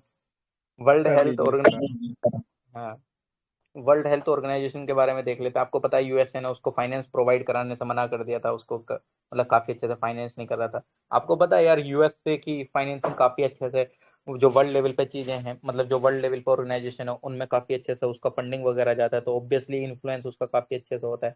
तो इसकी टसल हो गई थी, और टसल का पीछे का कारण अभी नहीं जानते हैं, सिंपल वही बोल रहा हूँ, प्रीलिम्स है, प्रीलिम्स के अकॉर्डिंग देखेंगे चीजों को, मेंस के अकॉर्डिंग करेंगे, मेंस के अकॉर्डिंग डिटेल में जाएंगे, जितना भी इंपॉर्टेंट है वो उतना देख लेते हैं, है ना। अभी अगर देखना चाहे इसमें अगर देखें तो फंक्शंस के बारे में देख देख लेंगे इसमें। एक सेकंड रुकिएगा, बिगेस्ट फाइनेंसिंग कंट्रीब्यूटर, हाँ ठीक है। देखो इसके फंक्शंस के बारे में देख लो कि क्या क्या फंक्शन है। अब ये इतना डाटा एग्जॉस्टिव है कि आपके लिए क्या ही, अब इसमें क्या ध्यान रखोगे, 5.8 2.3 कितना बिलियन डॉलर दिया कितना नहीं दिया, ये इतना जरूरी नहीं है ना। ये लीडरशिप का एक तरीके से काम करता है, एक तरीके से यार ऑब्वियसली बात है, जब वर्ल्ड हेल्थ ऑर्गेनाइजेशन ही तो आपको चीजों के बारे में बताता है कि काफी अच्छे से कि हाँ यहाँ पे ये चीज हो रही है, जैसे कि कोरोना पेंडेमिक के दौरान वो काफी लेट हो गया था आपको अवेयर करने से, है ना। रिसर्च वगैरह एजेंडा वगैरह से रिलेटेड ये चीजों का ध्यान रखता है, स्टैंडर्ड वगैरह बनाता है कि हाँ इस तरीके से चीजें नहीं होनी चाहिए, पॉलिसी बनाता है, एथिकल वेस्ट, है ना, मतलब कि अनएथिकल चीजें ना हो, मेडिकल वगैरह फील्ड वगैरह से रिलेटेड, है ना। ये टेक्निकल चीजें भी करता रहता है इन द सेंस कि यार किस तरीके से चीजों को सस्टेनेबल बनाया जाए, है ना। मॉनिटरिंग करता है हेल्थ सिचुएशन कैसी है कैसी नहीं है, क्या ट्रेंड चल रहा है, जस्ट लाइक आपको कोरोना पेंडेमिक के टाइम पे आपको पता चल रहा था कि यहाँ पे इतने करोड़ केसेस है, यहाँ पे नहीं है ना। तो ये ध्यान रखना। तो ये चीजें हैं जो इंपॉर्टेंट है। अब इसमें ये देख लेते हैं, जब मैंने बोला कि यूएसए इसका बिगेस्ट कंट्रीब्यूटर था, तो यूएसए ने इसको फंड प्रोवाइड कराने से मना कर दिया था, तो बाकी और कितना कंट्रीब्यूट करते हैं, यूएसए के बाद कौन आता है कौन नहीं आता है, मान लीजिए आपको क्रोनोलॉजिकल ऑर्डर में लगाने के लिए आ गया, मैं मानता हूँ यूपीएससी नहीं, आप पीसीएस दे रहे हैं उसमें आ जाते हैं ये क्वेश्चन, तो ध्यान रखना। फर्स्ट लेवल पे यूनाइटेड स्टेट प्रोवाइड कराता था सबसे ज्यादा फंड डब्ल्यूएचओ को, फिर चाइना, फिर जापान, फिर Germany, United kingdom, France, Italy, Brazil. इनका ये ध्यान रखने की जरूरत नहीं है कि कितना कौन प्रोवाइड करा रहा है, ये ध्यान भी नहीं रहती है, ऐसे ही होती हैं कि यार कितना ही ध्यान रख पाओगे। अभी आपको ध्यान रह जाएगी, कल फिर भूल जाओगे, मैं पूछ लूंगा क्या आपको ध्यान रहेगा कि 20.5 मिलियन, सिंपल इतना ध्यान रखो। यूएस ये पीसीएस वगैरह के लिए इंपॉर्टेंट हो जाता है छोटा, बट वो भी इतना कहाँ है यार, पूछेगा। United state, China, United USA के बाद चाइना आता है जो कि डब्ल्यूएचओ को काफी अच्छे से फंडिंग करता है, ऑब्वियसली बात है चाइना ही आएगा, फिर जापान, फिर Germany, UK, France, Italy, Brazil. ध्यान रखना ये डाटा 2020 के अकॉर्डिंग है ना। तो ये हमारे लिए प्रीलिम्स के लिए थोड़ा सा इंपॉर्टेंट है, बाकी ये हो जाता है आपके लिए मेंस वगैरह के लिए, छोड़िए इसको, है ना। यूक्रेन क्राइसिस जो कि अभी भी चल रहा है, इस पर कुछ निष्कर्ष नहीं निकला है, बस आप इसकी लोकेशन को ध्यान में रखिएगा, है ना, कि कहाँ कहाँ पे क्या है। रशिया के मतलब यहाँ पे अगर आप देखेंगे तो सी ऑफ अजोब है। मैं पूछ लेता हूँ सी ऑफ अजोब के साथ कौन कौन सी कंट्री लग रही है। रशिया लग रही है, क्रीमिया लग रहा है, यूक्रेन लग रहा है, किए भी है यहाँ पे ध्यान रखिएगा। यूक्रेन से कौन कौन सी कंट्री लग रही है इसके आसपास में, मोल्डोवा लग रही है, रोमानिया लग रही है, वो रोमानिया नहीं लग रही है, मोल्डोवा लग रही है, ध्यान रखना। यहाँ ब्लैक सी है, ब्लैक सी क्रीम। मैं आपसे बोल दूं सेवेस्टोपोल कहाँ पे है, यूक्रेन में नहीं, यूक्रेन में नहीं है सेवेस्टोपोल, क्रीमिया में, ध्यान रखना इस चीज को। ये छोटी छोटी चीज होती है प्रीलिम्स के लिए जो कि ध्यान रखने वाली है ना। डोंक्स तक ये है, आपको पता होगा है ना। अभी इसका कुछ ऐसा कोई फाइनल डिसीजन अभी तक आया नहीं है, क्या है, दिन पे दिन आए दिन नई नई एंगेजमेंट होती रहती है, वो छोड़िए अभी। जितना इंपॉर्टेंट है देख लेते हैं। बैकग्राउंड अब क्या ही बताऊं, आपको पता ही है, छोड़ो अभी इसमें कुछ ऐसा करने लायक नहीं है ना। डेवलपमेंट ऑफ द क्राइसिस यार अभी तक ये लगातार चल रहा है, छोड़ो। ये मेंस पर्सपेक्टिव है, मेंस पर्सपेक्टिव है, इसको छोड़िए छोड़िए। न्यूज इन शॉर्ट्स देख लेते हैं है ना। Pakistan launches first ever national security policy. यार देखो उसने भी देखा देख करा था, ये न्यूज में फॉलो करा था, मुझे मतलब थोड़ा सा लगा था, हंसी भी आई थी। अरे वाह, मतलब उसने अपनी पहली बार नेशनल सिक्योरिटी पॉलिसी प्लान को बताया था कि हाँ इस तरीके से हम ये चीजें करेंगे, ये नहीं करेंगे, किस पे फोकस रखेंगे। यार अब आप खुद ही समझ सकते हो उसका फोकस किस पर रहेगा। इंडिया से अलग हटके वो जाता है जम्मू कश्मीर में, वो काफी अच्छे से फोकस रहेगा उसका है ना, कि क्या है क्या नहीं। घूम फिर के उसको कहीं नहीं जाना है, घूम फिर के आना जम्मू कश्मीर पे है, तो इसको छोड़ो, इतना कुछ ज्यादा खास इंपॉर्टेंट रोल नहीं करता है प्रीलिम्स से रिलेटेड। यार उसका सारा घूमता रहता है जम्मू कश्मीर पे, उससे आगे उसकी सोच ही नहीं है बढ़ने की, उससे आगे क्या बढ़ेगा, उसके वहां पे लोग भूखे मरने लगे हैं, उसको वो नहीं समझ आ रहा है। जम्मू कश्मीर से आगे बढ़े तो तब तो समझ आए, जम्मू कश्मीर तो कभी नहीं होगा उसका जिंदगी में कभी, है ना। चलो ठीक है। India Pakistan exchange list of nuclear installation, nuclear installation prisoner as per the agreement on prohibition of attack against nuclear installation and facilities signed in 1988 and ratified in 1991। यार इसमें देखो ये फिर वही प्रीलिम्स वाली चीज इंपॉर्टेंट आ जाती है। तुम यहाँ पे इसकी लोकेशन देख लो कि कजाकिस्तान वगैरह से रिलेटेड, इसको इतना जानना इंपॉर्टेंट नहीं है, फिर वो मेंस वाले पर्सपेक्टिव में मैं चला जाऊंगा, मैं नहीं चाहता कि वो टाइम वेस्ट हो। सिंपल यार ये ध्यान रखो, कजाकिस्तान की कैपिटल यहाँ पे नूर सुल्तान है, यहाँ पे किर्गिस्तान, ये काफी कंट्रीज हमारे लिए वो हो जाती हैं यार, हम काफी अच्छे से डिफ्रेंशिएट नहीं कर पाते। हमने इसकी वो भी बना रखी है तारीख, तारीख करके मैं भूल जाता हूँ, तुर्कमेनिस्तान है टी से कि तजाकिस्तान है। जो इंपॉर्टेंट है वो बता दे रहा हूँ। देखो कजाकिस्तान के साथ बाउंड्री कौन कौन लगा रहा है, किर्गिस्तान, उज्बेकिस्तान, है ना, और कौन लगा रहा है यहाँ पे ये, और तो कोई कंट्री नहीं है यहाँ पे जो कि भी लगा रहा है, किर्गिस्तान और उज्बेकिस्तान, और यहाँ से साइड से आपका तुर्कमेनिस्तान लगा रहा है ना। तो ध्यान रखना कजाकिस्तान से बाउंड्री किसकी लग रही है, किर्गिस्तान, उज्बेकिस्तान और तुर्कमेनिस्तान की, है ना। और यहाँ पे नीचे तजाकिस्तान है, ध्यान रखिएगा। बीच में यहाँ उज्बेकिस्तान आ गया, तुर्कमेनिस्तान, किर्गिस्तान। कैस्पियन सी से कौन कौन से बाउंड्री लगा रहे हैं, कजाकिस्तान और तुर्कमेनिस्तान, ध्यान रखना इस चीज को, है ना। ये यार मेंस रिलेटेड टॉपिक है, खामों का टाइम वेस्ट सही होगा इसमें भी। इंडिया ने पहली बार होस्ट करी है India central Asia summit virtual format में, आपको ध्यान होगा है ना, काफी अच्छे से डिस्कस करने के लिए चीजों को, जो कि मतलब ऑब्वियसली बात है, जब सेंट्रल एशिया समिट है तो ये जो भी सेंट्रल एशियन यहाँ पे कंट्रीज है उनके द्वारा अटेंड करी होगी, Kazakhstan, Kyrgyzstan, Tajikistan, Turkmenistan, Uzbekistan के प्रेसिडेंट के द्वारा, जितने भी 5 सेंट्रल हमारी एशियन कंट्रीज थी उनके द्वारा ये करी गई थी, है ना, ध्यान रख लेना। ये basically India central Asia centre को सेटअप करा जाए दिल्ली में, इस तरीके से वो मतलब जिससे कि वो सेक्रेटरीट का काम करे इंडिया सेंट्रल एशिया समिट से रिलेटेड। मतलब बेसिकली हमारा क्या है कि यहाँ पे कि कोऑपरेशन को बढ़ाना है, कनेक्टिविटी बढ़ाना है, डेवलपमेंट कोऑपरेशन करना है, डिफेंस एंगेजमेंट, सिक्योरिटी वगैरह, जिससे कि इन कंट्रीज के साथ हमारी एक डेफिसिट ना रहे, है ना। ये जो कंट्रीज है इनके साथ भी हम काफी अच्छे से ट्रेड वगैरह ये सब काफी अच्छे से कर पाए चीजों को ना, ये ध्यान रखना। और at World Trade Organization WTO, China a developing country, China's status as a developing country at the WTO has become a constant। अरे यार बेसिकली ऑब्वियसली बात है यार, आपको क्या चाइना लगता है, चाइना की कितनी इकोनॉमी है, 14 ट्रिलियन की इकोनॉमी है अप्रोक्सीमेटली। अब वो अभी भी डेवलपिंग कंट्रीज का टैग लेके बैठा है, तो उस पर इशू चलता रहता है कि हाँ भाई इसको डेवलप्ड कंट्री का टैग दो, है ना, ये सब करके। इसको छोड़िए, इतना था इसके अंदर। ठीक है कोई दिक्कत नहीं है। United Nation Security Council state place to avoid nuclear war, मतलब उसने बोला कि आप मतलब प्लेस वगैरह दिलवाए कि न्यूक्लियर वॉर नहीं होनी चाहिए, कस्में वगैरह ये सब खाओ। क्योंकि आपको पता ही है ये क्राइसिस वगैरह चल रहा है ना। तो क्या ही होगा बेसिकली यार, अगर हो जाती हैं चीजें, किसी को कुछ भी हो जाता है, मान लो यूएसए को ईगो चढ़ गई है यार, हमारा पूरा पृथ्वी पे अकाल वगैरह ये सब हो जाएंगी चीजें फिर तो, है ना। तो एक जॉइंट स्टेटमेंट करा गया था यूएनएससी परमानेंट मेंबर्स के द्वारा, है ना, Britain, China, France, Russia, US वगैरह के द्वारा, जिससे कि प्लेज दी गई कि आप इस तरीके से न्यूक्लियर वेपन वगैरह चीजों के वार वगैरह को आप अवॉइड करेंगे, इन सब चीजों को ध्यान रखना, है ना। ठीक है, एक चीज बता देता हूँ, आपको पता होगा नेशनल एनपीटी एक ट्रीटी है, non proliferation of nuclear war, है ना। ये आपकी क्या आई थी, मतलब जिस जो कि मतलब बेसिकली क्या करता है कि न्यूक्लियर वॉर वगैरह ना हो, ये सब चीजें ना हो, है ना। इसका ऑब्जेक्टिव क्या था कि न्यूक्लियर वेपन वगैरह और न्यूक्लियर टेक्नोलॉजी का काफी अच्छे से स्प्रेड ना हो, है ना, और एकदम पीसफुल यूज हो न्यूक्लियर एनर्जी का, जस्ट लाइक आप इलेक्ट्रिसिटी बनाने के लिए उसका यूज कर सकते हैं, लेकिन बॉम्ब वगैरह के लिए कर रहे हैं उसको थोड़ा सा वो करिए, कम करिए, है ना। डिसआर्मामेंट करिए, डिसआर्मामेंट क्या मतलब, इन द सेंस कि जो आपके पास न्यूक्लियर वेपन है उनको पूरा स्थगित करिए, आगे ना बनाइए। तो ध्यान रखना, इंडिया, पाकिस्तान, इसराइल और नॉर्थ कोरिया इस एनपीटी का पार्ट नहीं है। अगर मैं आपको स्टेटमेंट दे देता हूँ India is a part of NPT, तो ध्यान रखना इंडिया पार्ट नहीं है एनपीटी का। जब इंडिया की देखा देख कौन कर रहा है, पाकिस्तान, फिर इसराइल और नॉर्थ कोरिया। आपको दिखता है ना, नॉर्थ कोरिया तमाम आए दिन यहाँ से मिसाइल दाग दी, आए दिन नई मिसाइल का टेक्नोलॉजी कर दिया, वो कर दिया, वो कर दिया, बिकॉज नॉर्थ कोरिया भी पार्ट नहीं है एनपीटी का, ध्यान रखना इस चीज को, है ना। इसमें ये इंपॉर्टेंट था। और ये ध्यान रख लेना, पार्शियल टेस्ट बैंड ट्रीटी थी, ये भी वही न्यूक्लियर वेपन टेस्ट से रिलेटेड है, कि जो कि ये क्या थी, मतलब पार्शियल टेस्ट बैंड ट्रीटी, जो कि आपको बैन करती थी कि आप एक तरीके से आउटर स्पेस में और अंडर वाटर आप टेस्ट नहीं कर सकते हैं न्यूक्लियर वेपन का। अभी इस चीज का फायदा उठा लिया था, आपने देखा होगा ना, पोखरण टेस्ट जो हुआ था वो अंडरग्राउंड हुआ था, है ना।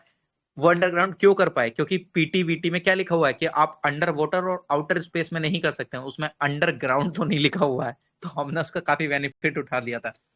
बट हाँ, इंडिया ने इसको रेक्टिफाई कर रखा है, ध्यान रखना है, रेक्टिफाई कोई ट्रीटी तब होती है जिस टाइम पे वो पार्लियामेंट में डिस्कशन हो जाए, डिबेट डिस्कशन काफी अच्छे से होता है। तो इंडिया ने पार्शियल टेस्ट बैंड ट्रीटी को रेक्टिफाइड कर रखा है, ध्यान रखना इस चीज को, है ना। कि कभी मैं स्टेटमेंट दे दूं India does not rectify partial test ban treaty, नहीं, गलत हो जाएगा, इंडिया ने रेक्टिफाई कर रखा है, इसको ध्यान रखने वाली चीज है, या ध्यान रखिएगा। एक treaty on prohibition of nuclear weapon है कि न्यूक्लियर वेपन पे मतलब प्रोहिबिशन लगाया जाए, है ना, लेकिन इंडिया इसका पार्ट नहीं है। क्यों पार्ट नहीं है, मान लो जितने भी मतलब आपने हम पे तो बार लगा दिया है कि जस्ट लाइक जैसे यूएसए वगैरह इन पर ऑलरेडी न्यूक्लियर वेपन है, और आप हम पे बार लगा रहे हैं कि आप इन सब चीजों से दूर हटिए, आप मत बनाइए। कल को वॉर होता है तो न्यूक्लियर वेपन ये यूज कर लेंगे, हम अपने बचाव में क्या करेंगे। सामने वाला इंसान तब तक लड़ाई नहीं करता है आपसे जब तक उसको ये पता होगी ये सामने वाला इंसान भी आपके बराबरी का है। जिस टाइम पे ये पता चलेगा ना उसको कि ये सामने वाला इंसान कमजोर है, आपके ऊपर चढ़ चढ़ जाएगा। क्यों सबसे ज्यादा लड़ाई ये सबसे ज्यादा गाली गाड़ी वाले उसको देते हैं, रिक्शे वाले को।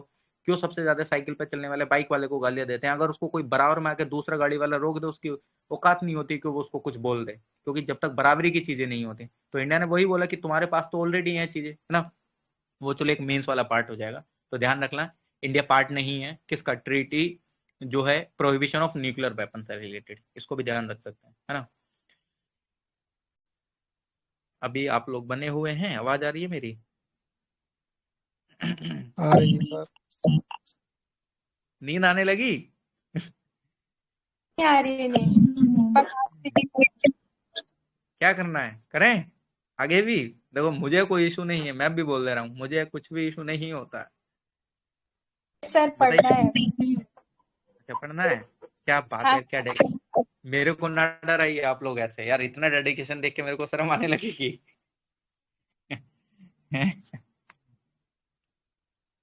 टाइम इज रनिंग, मैं विवेक कुमार जी, शबाना मैम, रोमियो एस के, गुलशन शर्मा। ठीक है, सही है ना, नींद वगैरह तो नहीं आ रही है, मैं चीजों को एग्जॉस्टिव तो नहीं बना रहा हूँ। देखो सिंपल मैं वही कर रहा हूँ जो प्रीलिम्स के लिए इंपॉर्टेंट है। बताइए बताइए, बोलिए यार, कुछ थोड़ा सा आप अपना भी मनोरंजन करते रहिए। सही है सर, पढ़ाइए।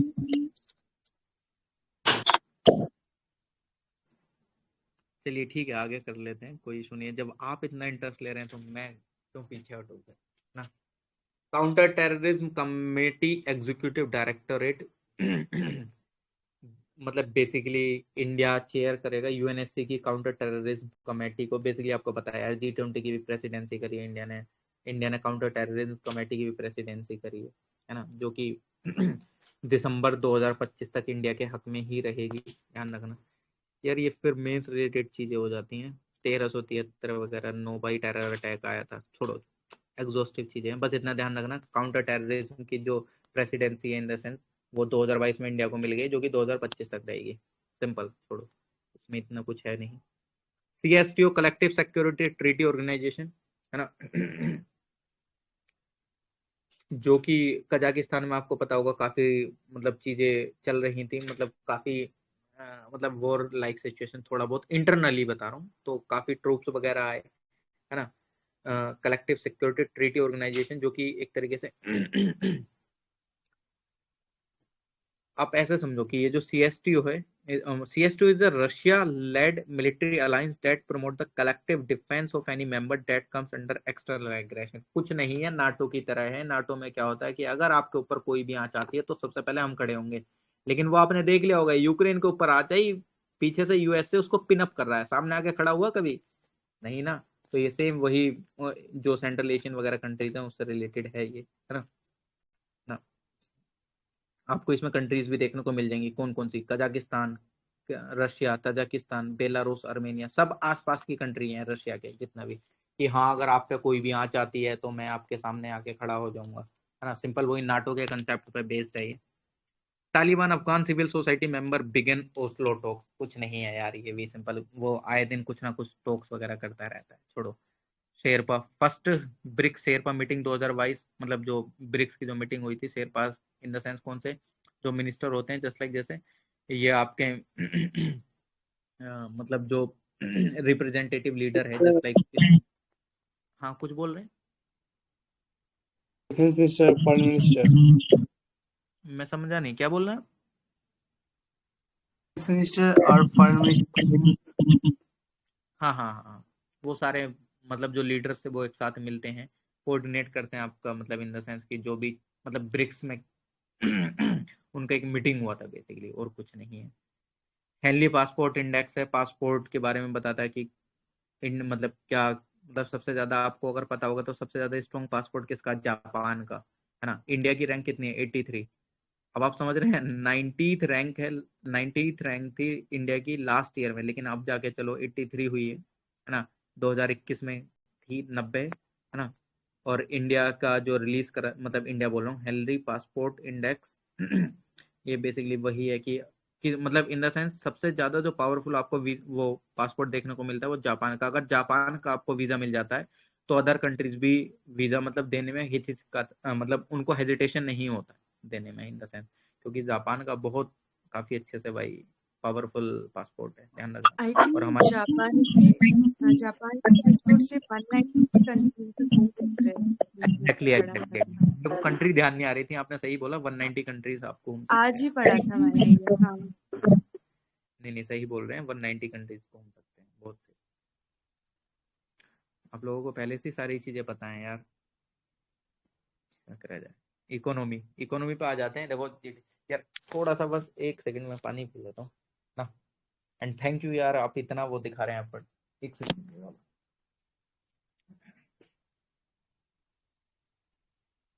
हमारे पास ही रख दीजिए, पीछे देखो, तुम्हारे पास पानी नहीं होगा तो मैं पहले ही रख दूँ, तो अपनी वाली बोतल से तुम्हारी वजह से वजह रखता हूँ मैं, दो बोतल तुम्हारी भी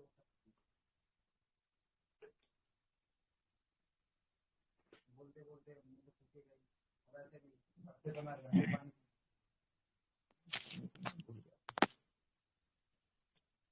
चलिए ठीक है, करते हैं फिर आगे, है ना। इकोनॉमी, इकोनॉमी तो अरे यार हमारा तो सेशन चल रहा है, क्या बात। इकोनॉमी पे तो जीडीपी, जीडीपी हमने सबसे पहले ही करा था, जीडीपी के एस्टिमेट वगैरह रिलीज करे गए थे किसके द्वारा, नेशनल स्टैटिस्टिकल ऑफिस। यार मेरे से पहले स्टैटिस्टिक्स नहीं बोला जाता था, समझ रहे हो, मतलब हो जाता है ना कभी टंग स्लिप, मेरे को बहुत दिनों बाद आया, मैं अभी भी बोलते हुए 2 मिनट पॉज लेता हूँ।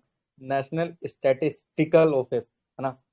इसने फर्स्ट एडवांस मतलब इन द सेंस की जीडीपी के एस्टिमेट वगैरह लगाया था कि हाँ इतनी रहेगी, कि 9.2% की ग्रोथ रेट रहेगी, लेकिन अब मैं इतना इंपॉर्टेंट नहीं है, क्योंकि यार ऑब्वियसली बात है, हर महीने मैन्युफैक्चरिंग चीजें बढ़ती रहती हैं, एस्टिमेशन हर महीने हर 2-3 महीने में चेंज होता रहता है। वर्ल्ड बैंक ने कुछ और लगा दिया, इतने परसेंट तक ग्रोथ होगी, आरबीआई ने कुछ और लगा दिया।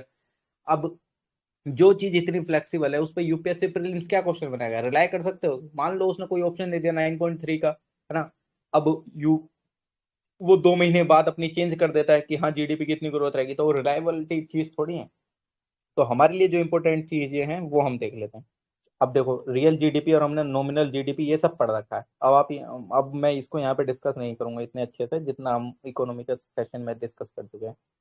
रियल जीडीपी मेजर होती है कांस्टेंट प्राइस पे, सच बता रहा हूँ, कांस्टेंट और करंट प्राइस मैंने आपको बहुत अच्छे से हमने एक्सप्लेन करे तो, और आपको पता भी होगा। नॉमिनल जीडीपी, ये ध्यान रखना, ये स्टेटमेंट बन सकता है। मैं अभी आपको बोल दूं रियल जीडीपी मेजर होती है करंट प्राइस पे, गलत होगा। रियल जीडीपी बेस्ड होती है कांस्टेंट प्राइस पे। नॉमिनल जीडीपी मेजर्ड होती है करंट प्राइस पे, ये ध्यान रखना, करंट ईयर के प्राइस पे। जीवीए और नॉमिनल जीवीए दोनों के बारे में पढ़ा है, लेकिन जो चीज इंपॉर्टेंट है वो देख लेना। रियल जीबी पे ये मेजर होता है कांस्टेंट पे, मतलब जिसके आगे रियल लिखा है वो कांस्टेंट पे मेजर होगा, आर सी, ऐसा ध्यान रख लो। आईपीएल में कौन, एक रॉयल चैलेंजर बैंगलोर होती थी ना, आर सी, रियल के जिसके आगे लगा है वो कांस्टेंट प्राइस पे होगा, है ना। करंट का वी आर सी है, कोई दिक्कत नहीं है। जिसपे एन लिखा है वो C U, N C U ऐसे लिख लो, कोई दिक्कत नहीं। New Delhi I will see you, ऐसा ध्यान रख लो, New Delhi I will see you. तो जो जिसके आगे नॉमिनल लिखा है, नॉमिनल जीवीए, नॉमिनल जीडीपी, वो करंट प्राइस के ऊपर मेजर करा जाता है। बहुत इजीली क्वेश्चन बन जाते हैं छोटे छोटे स्टेटमेंट पे, है ना। तो इन चीजों को फोकस रख सकते हैं। ये यार एस्टिमेशन हमारे लिए इतना इंपॉर्टेंट, यार मैं वही बोल रहा हूँ, ये एस्टिमेशन हर बार बदलते रहते हैं, ये कितना रिलाई करोगे आप इस पे। बस इतना ध्यान रखना कि जीडीपी वगैरह का हमारा जो एक बेस ईयर रहता है वो कौन सा रहता है, मतलब कॉन्स्टेंट प्राइस। हम 2011-12 को बेस ईयर मान के करते हैं, जो कि मैंने उस टाइम भी बताई थी चीजें, है ना। तो इसमें यार क्या इंपॉर्टेंट है, इसमें प्रीलिम्स के रिलेटेड रिवाइज्ड होती रहती हैं। 2022 में इस साल कुछ हो रहे हैं, हम पढ़ भी तो 2022 कर रहे हैं, है ना। इनइक्वालिटी से रिपोर्ट कौन आपका, मतलब इनइक्वालिटीज के बारे में क्या बताता है कि इनकम वगैरह में लोगों का रहने सहने में क्या इनइक्वालिटीज आई हैं, ऑक्सफाम रिपोर्ट रिलीज करता है ना, जो हम बताते हैं, है ना। ये क्या, 84% Indian house hold had a decline in income while wealth of 100 richest more than double. यानी कि इसने ऑक्सफॉर्म इनइक्वालिटी रिपोर्ट ने बताया जो 100 रिचेस्ट पर्सन है उनकी जो इनकम है वो मोर देन डबल हो गई है, लेकिन जो 84% इंडियन हाउस होल्ड्स हैं उनकी इनकम में गिरावट देखने को मिली है। ये ध्यान रखना, कुछ इतना भी वो नहीं है, क्योंकि हर बार इनइक्वालिटी की नई रिपोर्ट आती है, ये वो, है ना। ये मेंस के पर्सपेक्टिव से बहुत अच्छी चीज है। अगर आपको कोट करना हो पॉवर्टी से रिलेटेड तो आप अपना डाटा कोट कर सकते हैं कि ऑक्सफार्म रिपोर्ट कोटेड दिस थिंग, ये वो, है ना। ग्रोस नेशनल हैप्पीनेस इंडेक्स कौन, मतलब किसके द्वारा बताया गया था, ध्यान रखना कि आप उस टाइम पे मैंने बताया था, भूटान के राजा थे कौन, जिग्मे सिंघे वांगचुक। 1970 में ये ग्लोबल नेशनल हैप्पीनेस का इंडेक्स लेकर है। बेसिकली हैप्पीनेस का इंडेक्स 4 पिलर पे, मतलब वहाँ कंट्री का गवर्नेंस कैसा है, सस्टेनेबिलिटी, सोशियो इकोनॉमिक डेवलपमेंट कैसा है ना, कल्चरल प्रिजर्वेशन कैसा है, एनवायरमेंटल कंजर्वेशन किस हिसाब से हो रहा है, किस हिसाब से नहीं हो रहा है।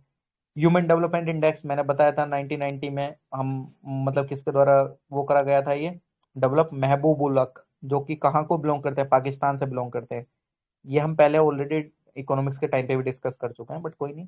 ये किन किन फैक्टर पे नापा जाता है, ये ध्यान रखने वाली चीज है कि किन किन पिलर्स पे ह्यूमन डेवलपमेंट इंडेक्स नापा जाता है। जैसे एजुकेशन, इनकम और हेल्थ, इसका क्राइटेरिया 3 है, क्या, एजुकेशन, इनकम और हेल्थ। ग्रोस नेशनल हैप्पीनेस का क्या है, 4 pillar, good governance, sustainable socio economic development, cultural preservation, environmental conservation, है ना। एक बेयर नेसेसिटीज इंडेक्स इंट्रोड्यूस करा गया था फाइनेंस मिनिस्ट्री के द्वारा 2020-21 में। ये बताता है कि काफी अच्छे से लोगों को, मतलब वो होता है ना रोटी कपड़ा और मकान वाली चीजें, कि उनको काफी अच्छे से मिल रही है कि नहीं मिल रही है, जस्ट लाइक जैसे इलेक्ट्रिसिटी, सैनिटेशन, वाटर वगैरह, घर वगैरह, रहने की चीजें, है ना। छोटे मोटे इंडेक्स है, इतना कुछ इतना ध्यान नहीं देना है इस पे। चलिए ठीक है, कोई दिक्कत नहीं है। ये फिर वही मेंस वाली चीजें, क्या एडिशनल इंडिकेटर्स वगैरह रिसेंटली, छोड़िए। ऐसा चीज में कंक्लूजन क्या ही क्या करोगे तुम, इसको प्रीलिम्स में छोड़ो इसको। रिटेल डायरेक्ट स्कीम को हम पढ़ सकते हैं, और रिटेल डायरेक्ट स्कीम मैंने बताया था गवर्नमेंट सिक्योरिटीज पढ़ते समय भी, मैं आपको अभी भी बता देता हूँ चीजों के रिलेटेड। आरबीआई ने नोटिफाई, मतलब RBI notified the market making scheme to promote retail participation in government government securities by providing price quotes to retail direct gilt account holder. कुछ नहीं, मैंने आपको उस टाइम भी क्या बताया था कि जो आप मतलब जैसे में आम आदमी वगैरह है, तो गवर्नमेंट सिक्योरिटीज को खरीदने के लिए गेटवे प्रोवाइड करा गया था आरबीआई के द्वारा रिटेल डायरेक्ट स्कीम के थ्रू। मतलब गवर्नमेंट सिक्योरिटीज में आप पार्टिसिपेट कर सकते हैं। गवर्नमेंट सिक्योरिटीज को अगर खरीदना चाहे तो आप काफी अच्छे से खरीद सकते हैं। तो ये ध्यान रखना चीजों को। लेकिन इसमें क्या चीज इंपॉर्टेंट हो जाती है वो हम देख लेते हैं कि क्या चीज इंपॉर्टेंट है क्या नहीं है। यहाँ पे ये चीज इंपॉर्टेंट है, कुछ हमारे लिए इंपॉर्टेंट टर्म्स यहाँ पे जो हमारे लिए दे रखे हैं। गिल्ट अकाउंट क्या होता है? गिल्ट अकाउंट कुछ नहीं होता है, जो कि ओपन करा जाता है अगर आपको गवर्नमेंट सिक्योरिटीज लेनी हो, है ना, तो वो आपको उसके लिए गिल्ट अकाउंट खोलना पड़ेगा। ध्यान रखना, जस्ट लाइक जैसे आप सेविंग अकाउंट खोलते हैं बैंक में, करंट अकाउंट खोलते हैं, ये इस चीज को आप ध्यान रख सकते हैं। गवर्नमेंट सिक्योरिटीज एक डेट इंस्ट्रूमेंट है जो कि गवर्नमेंट के द्वारा यूज करा जाता है मनी को लेने के लिए लोगों से, जब उस पर पैसे नहीं बचते हैं, खत्म होने लगते हैं, या इन्फ्लेशन वगैरह को कंट्रोल करना हो, वो चीजें हम देख चुके हैं कि कैसे क्या होता है क्या नहीं, है ना। ट्रेजरी बिल इशू करे जाते हैं, ट्रेजरी बिल का टाइम इंपॉर्टेंट है ना। ये भी गवर्नमेंट सिक्योरिटीज है, और गवर्नमेंट सिक्योरिटीज के भी टाइप हैं। कैसे? ट्रेजरी बिल जो कि हमने देखा था, ट्रेजरी बिल शॉर्ट टर्म के लिए इशू करा जाता है, या तो 91 दिन के लिए, 91 का 2 गुना 182 दिन, 182 का 2 गुना 364 दिन, यानी कि या तो 91 दिन के लिए इशू करा जाएगा, या 182 डेज के लिए इशू करी जाएगी ट्रेजरी बिल, या 364 डेज के लिए इशू करी जाएगी। डेटेड सिक्योरिटीज यानी कि आपको टाइम निर्धारित कर दिया कि इस टाइम पे वो मैच्योर हो जाएंगी, तो ये लॉन्ग टर्म इंस्ट्रूमेंट है। मान यार ये तो देख रहे हो ना, इसका मैक्सिमम 364 दिन, कितना, 1 साल, ये तो शॉर्ट टर्म हो गया। लेकिन लॉन्ग टर्म क्या? जिसका मैच्योरिटी पीरियड 5 साल से 40 साल के बीच में रहे, कि हाँ आपने सर सिक्योरिटीज नेटवर्क खरीदी। हेलो, हाँ, क्या बोल रहे हैं? Network issue? हेलो सर अब ठीक है। सर, अभी ठीक है? अभी आवाज ठीक है मेरी आ रही है? आ रही है सर। ओके अब है ना। तो डेटेड सिक्योरिटीज यानी कि लॉन्ग टर्म इंस्ट्रूमेंट होता है, जो कि 5 साल से 40 साल के बीच का इनका टर्म होता है मैच्योरिटी का। ध्यान रखना इस चीज को। और इसमें प्रीलिम्स के लिए इम्पोर्टेंट है क्या? रिटेल डायरेक्ट स्कीम के बारे में देख लेते हैं। आवाज तो सही आ रही है ना कि नहीं? बीच में कंफर्म करते रहना। आवाज आ रही है आपकी। यार पता है, मुझे ऐसा लग रहा है आप लोगों की आवाज से कि आप लोग सोने वाली प्रक्रिया में तो नहीं आ गए हैं। स्टैंडिंग। नींद तो नहीं आ रही है? Mani ma'am, time is running ma'am, Vivek Kumar ji, आप लोग क्या नींद बोल रहे हैं उड़ मनी चुकी मैम? है सर, अब नहीं आने वाली नींद। नींद नहीं आ रही है? अरे यार, क्या? मनी मैम आप क्या बोल रहे थे? नहीं आ रही है, 1 बजे नींद आती है। अरे वाह, बहुत सही यार, क्या कॉन्फिडेंस आप लोगों का। शबाना मैम, वैष्णव जी, एसएस के, बहुत सही यार, बहुत सही। देख रहे हो क्या बात है यार, गजब। Retail direct scheme. Retail direct scheme एक आपका वन स्टॉप सॉल्यूशन है, जिससे कि आप इन्वेस्ट कर सकते हैं गवर्नमेंट सिक्योरिटीज में। सबसे पहले तो वही है, लेकिन छोटा सा कर लेते हैं, थोड़ा सा, कि अगर आप इन्वेस्ट करना चाहें तो इन्वेस्ट कर सकते हैं, है ना, इसके थ्रू। अब गवर्नमेंट ने वो कर दिया है। पहले क्या करना पड़ता था इन्वेस्टर्स को, कि पहले उसको सिक्योरिटीज लेनी पड़ती थी गिल्ट म्यूचुअल फंड्स वगैरह के थ्रू। मतलब म्यूचुअल फंड में इन्वेस्ट करो तब आप उसमें इन्वेस्ट कर सकते हैं, ये सब, है ना। अब क्या करना पड़ेगा आपको? सबसे पहले आपको एक रिटेल डायरेक्ट गिल्ट अकाउंट खुलाना पड़ा, डीजी के नाम से बोलते हैं, है ना। आप उसमें आप वहां पे किसी एक मीडिएटर के थ्रू नहीं खरीदेंगे, आप डायरेक्टली उनको खरीद सकते हैं। मतलब आप प्राइमरी इशुएंस होंगे, है ना। मतलब जस्ट लाइक जैसे गवर्नमेंट ने सिक्योरिटीज दी और आप उसको डायरेक्टली खरीद सकते हैं। और एनडीएसओएम के भी एक्सेस होंगे। एनडीएसओएम क्या है? The primary dealer shall be present on the NDSOM platform, odd, load and request for quote segment throughout market hours and respond to buy sell request from retail direct। मतलब कुछ नहीं, आप रिटेल डायरेक्ट अकाउंट जैसे ही आपने बनाया तो NDSOM पे आप रिक्वेस्ट करेंगे कि हाँ हमको इतनी सिक्योरिटीज चाहिए। यानी कि कुछ नहीं है, पहले आपको अकाउंट बनाना पड़ेगा रिटेल डायरेक्ट गिल्ट अकाउंट, फिर आप NDSOM को एक्सेस कर, मतलब आप एलिजिबल हो जाएंगे। जस्ट लाइक यार अगर मेरे को क्रेडिट कार्ड लेना हो, या क्रेडिट कार्ड छोड़ो, अगर मेरे को जस्ट लाइक किसी को पैसे ट्रांसफर, यार पैसे ट्रांसफर भी छोड़ो, वो भी विदाउट उसके भी हो जाता है, या मतलब ऐसा समझ सकते हो कि मेरे को नेट बैंकिंग यूज करनी है, मैं नेट बैंकिंग कैसे यूज कर पाऊंगा जब तक मेरे पास अकाउंट ही नहीं है बैंक में। तो सेम वही आरडीजी का अकाउंट बनता है, एनडीएसएम से आप रिक्वेस्ट कर सकते हैं। तो जब मेरा अकाउंट होगा बैंक में, मैं बैंक मैनेजर को बोलूंगा मेरे को नेट बैंकिंग चाहिए, तो वो मेरे को नेट बैंकिंग ला के देंगे। सेम सिंपल वही प्रोसीजर है इसका भी, है ना। अब सबसे बड़ा क्वेश्चन आ जाता है कि जो नॉन रेसिडेंट है, मतलब जस्ट लाइक जैसे हमारे इंडिया के में नहीं है रेसिडेंट, क्या वो इसमें इन्वेस्ट कर सकते हैं? यहाँ से क्वेश्चन बनना चाहे बहुत आसानी से बन सकता है। तो गवर्नमेंट सिक्योरिटीज में नॉन रेसिडेंट भी एलिजिबल हैं इन्वेस्ट करने के लिए, बट उनको रेगुलेट किसके द्वारा करा जाएगा, है ना। रेगुलेट इन द सेंस कि वो किस एक्ट के थ्रू भी उनका रेगुलेशन वगैरह होता है, फीमा के थ्रू। आपको पता होगा फॉरेन एक्सचेंज मैनेजमेंट एक्ट है 1999 का, है ना। तो बेसिकली उनका रेगुलेशन वगैरह उन सब के थ्रू भी होगा, है ना। प्राइमरी मार्केट और सेकेंडरी मार्केट आपको पता ही है। प्राइमरी मार्केट, है ना, प्राइमरी मार्केट में आप जस्ट लाइक जैसे कि आपने गवर्नमेंट सिक्योरिटीज को जस्ट लाइक कि आपने वहां से चीजों को खरीदा, गवर्नमेंट सिक्योरिटीज को, मान लो आप उसको किसी को बेचना चाह रहे हैं, कुछ नहीं, तो सेकेंडरी मार्केट में आप उसको काफी अच्छे से ये सब चीजों को सेल भी कर सकते हैं। एनडीएसओएम ये आपको प्रोवाइड कराता है वो प्लेटफॉर्म, कुछ नहीं है, सिंपल, जो कि हम पहले पढ़ चुके हैं। प्राइमरी मार्केट, सेकेंडरी मार्केट, ये सब वही है ना। तो इसमें सच प्रीलिम्स के लिए और कुछ इम्पोर्टेंट नहीं है। हम्म, नहीं, नहीं है, ठीक है। Benefit of the scheme strengthening कैसे करेंगे, ये सब हम पार्ट आ जाता है हमारे मेंस का। अनएम्प्लॉयमेंट इन इंडिया, अनएम्प्लॉयमेंट हमारी कितनी है कितनी नहीं वो देख लेते हैं। रिपोर्ट आई थी क्या, इंडिया का अनएम्प्लॉयमेंट रेट कितना हो चुका है? 7.91% दिसंबर 2021 में। पहले कितना था? 6.3% 2018-19 में, है ना। तो अब कितना हो गया? 7.91%। ऑब्वियसली बात है यार, कोरोना आ गया था 2018-19 के बाद, ये सब वो हम उसको रीजन दे देते हैं, बट वो अलग बात है यार। देखो ये डिबेटेबल इशू है, मैं इस पर भी कुछ नहीं बोल पाऊंगा, ठीक है। आप लोग भी नहीं बोलिएगा तो सही रहेगा, जो डाटा उसको कोट करिएगा सिंपल ना, वरना वो फिर वो पॉलिटिकल इन्फ्लुएंस वगैरह चीजें हो जाती हैं।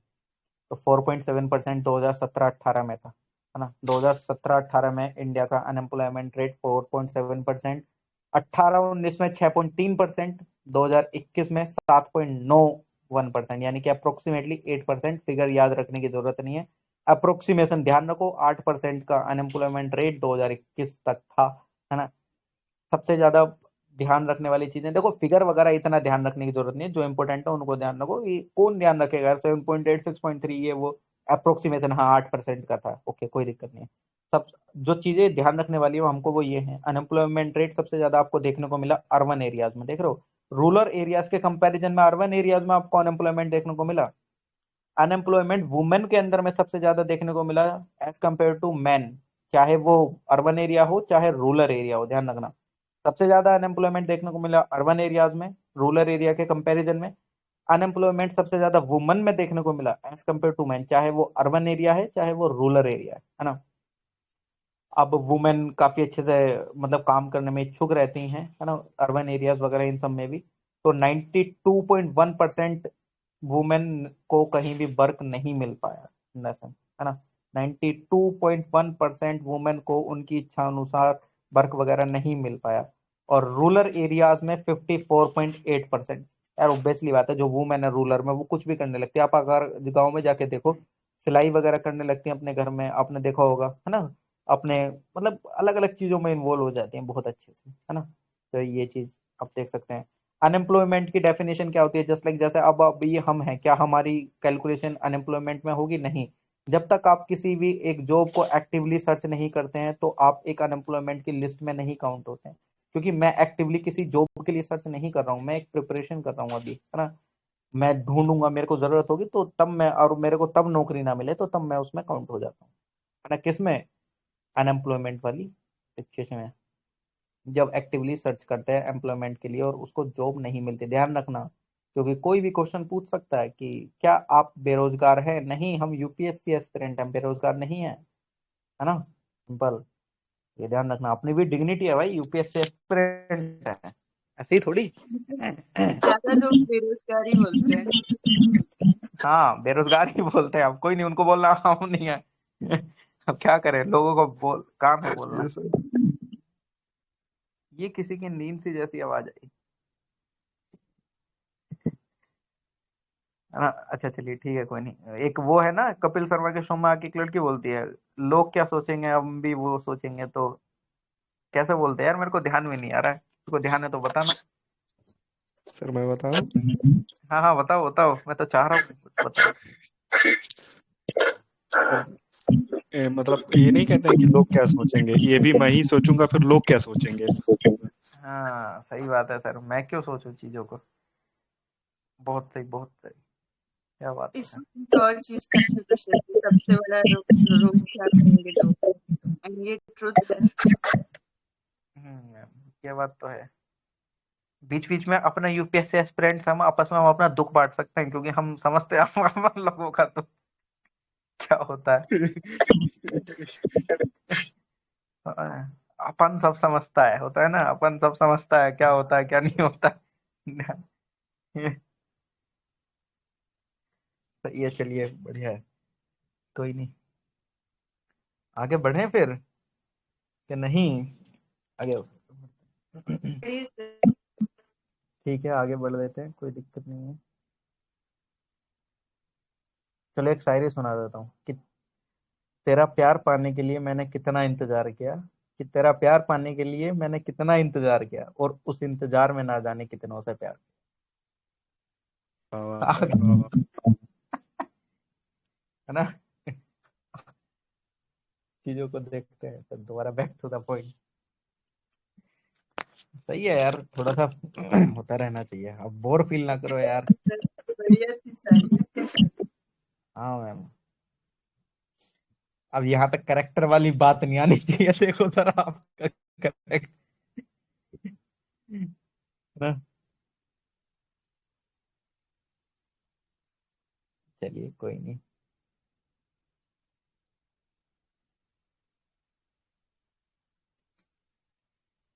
अनएम्प्लॉयमेंट पे बात कर रहे थे है ना, तो अनएम्प्लॉयमेंट का हमने देख लिया था कि किसको अनएम्प्लॉय मतलब किसको अनएम्प्लॉयड बोलते हैं, है ना। एक लेबर फोर्स, मतलब लेबर फोर्स के अंदर कौन कौन काउंट होगा, कौन कौन नहीं काउंट होगा, मतलब जो 15 साल की एज के हैं या उससे ज्यादा के हैं, है ना, उसको दो कैटेगरीज में डिवाइड कर रखा है कि एम्प्लॉयड और अनएम्प्लॉयमेंट, है ना। उसमें भी अब ऐसा नहीं है कि सारे ही उसमें बेरोजगार हैं, उसमें भी वही है कि एक्टिवली सर्च कौन कर रहा है और जो नहीं सर्च कर रहा है। तो अनएम्प्लॉयड वो जो कि 15 साल की एज से ऊपर है और वो सर्च कर रहा है जॉब को, तो वो बेसिकली क्या अनएम्प्लॉयड की कैटेगरी में आ जाएगा, है ना। अब कुछ केसेस देख लेते हैं, बेसिकली इन द सेंस कि अगर आप देखें तो ये थोड़ा सा फिगर है, ओवरऑल ध्यान रखना है, इतना ये पॉइंट में ध्यान रखने की कोई जरूरत नहीं है ना। आपको रिडक्शन देखने को मिलेगा किसमें, वर्किंग एज में, है ना। जो वर्किंग एज है, जो एज ग्रुप है हमारा, वो 20 से 59 साल के बीच के लोगों का है ना। जो कि काफी अच्छे से इंडिया में एंगेज कहाँ रहते हैं, हमारा प्राइमरी सेक्टर काफी अच्छे से फोकस है किसमें, एग्रीकल्चर में हम काफी एंगेज मिलेंगे, है ना। एग्रीकल्चर में हम काफी एंगेज थे, है ना। लेकिन वो अगर आप देखेंगे उसमें आपको डाउनफॉल देखने को मिला। इससे क्या पता चलता है, लोग गांव से शहर की तरफ आ रहे हैं। 40% लोग एग्रीकल्चर में एंगेज थे 2004 और 5 में, इस टाइम पे 23.3% रह गए हैं 2018-19 में। ध्यान रखना, इससे क्या पता चल रहा है, लोग रूरल टू अर्बन मूव कर, है ना। इसके लिए पहले हम कह सकते हैं माइग्रेशन रिस्पॉन्सिबल है, राइट। बहुत बहुत रीजन है, एग्जैक्टली रीजन तो बहुत है। बस हाँ अभी हम फिगर देख लेते हैं, है ना, अभी क्या क्या है क्या नहीं है जितना। ठीक है, इसमें इतना फिगर ध्यान रखिएगा क्योंकि इतना फिर आगे वो, अरे यार क्या हो गया,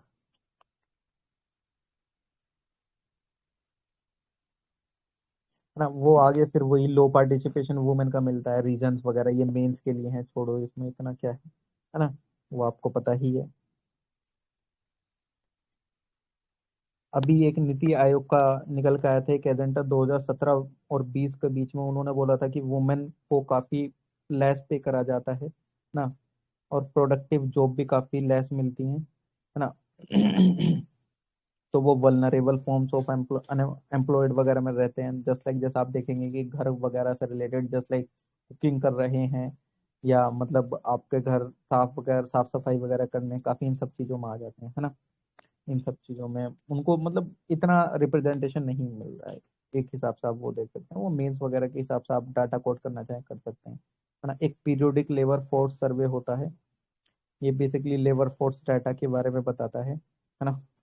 तो इसको देख लेते हैं, लेबर फोर्स पार्टिसिपेशन रेट वगैरह, वर्किंग पॉपुलेशन रेशियो वगैरह क्या होता है, ये सब थोड़ा सा देख देख लेते हैं तो ज़्यादा अच्छा रहेगा।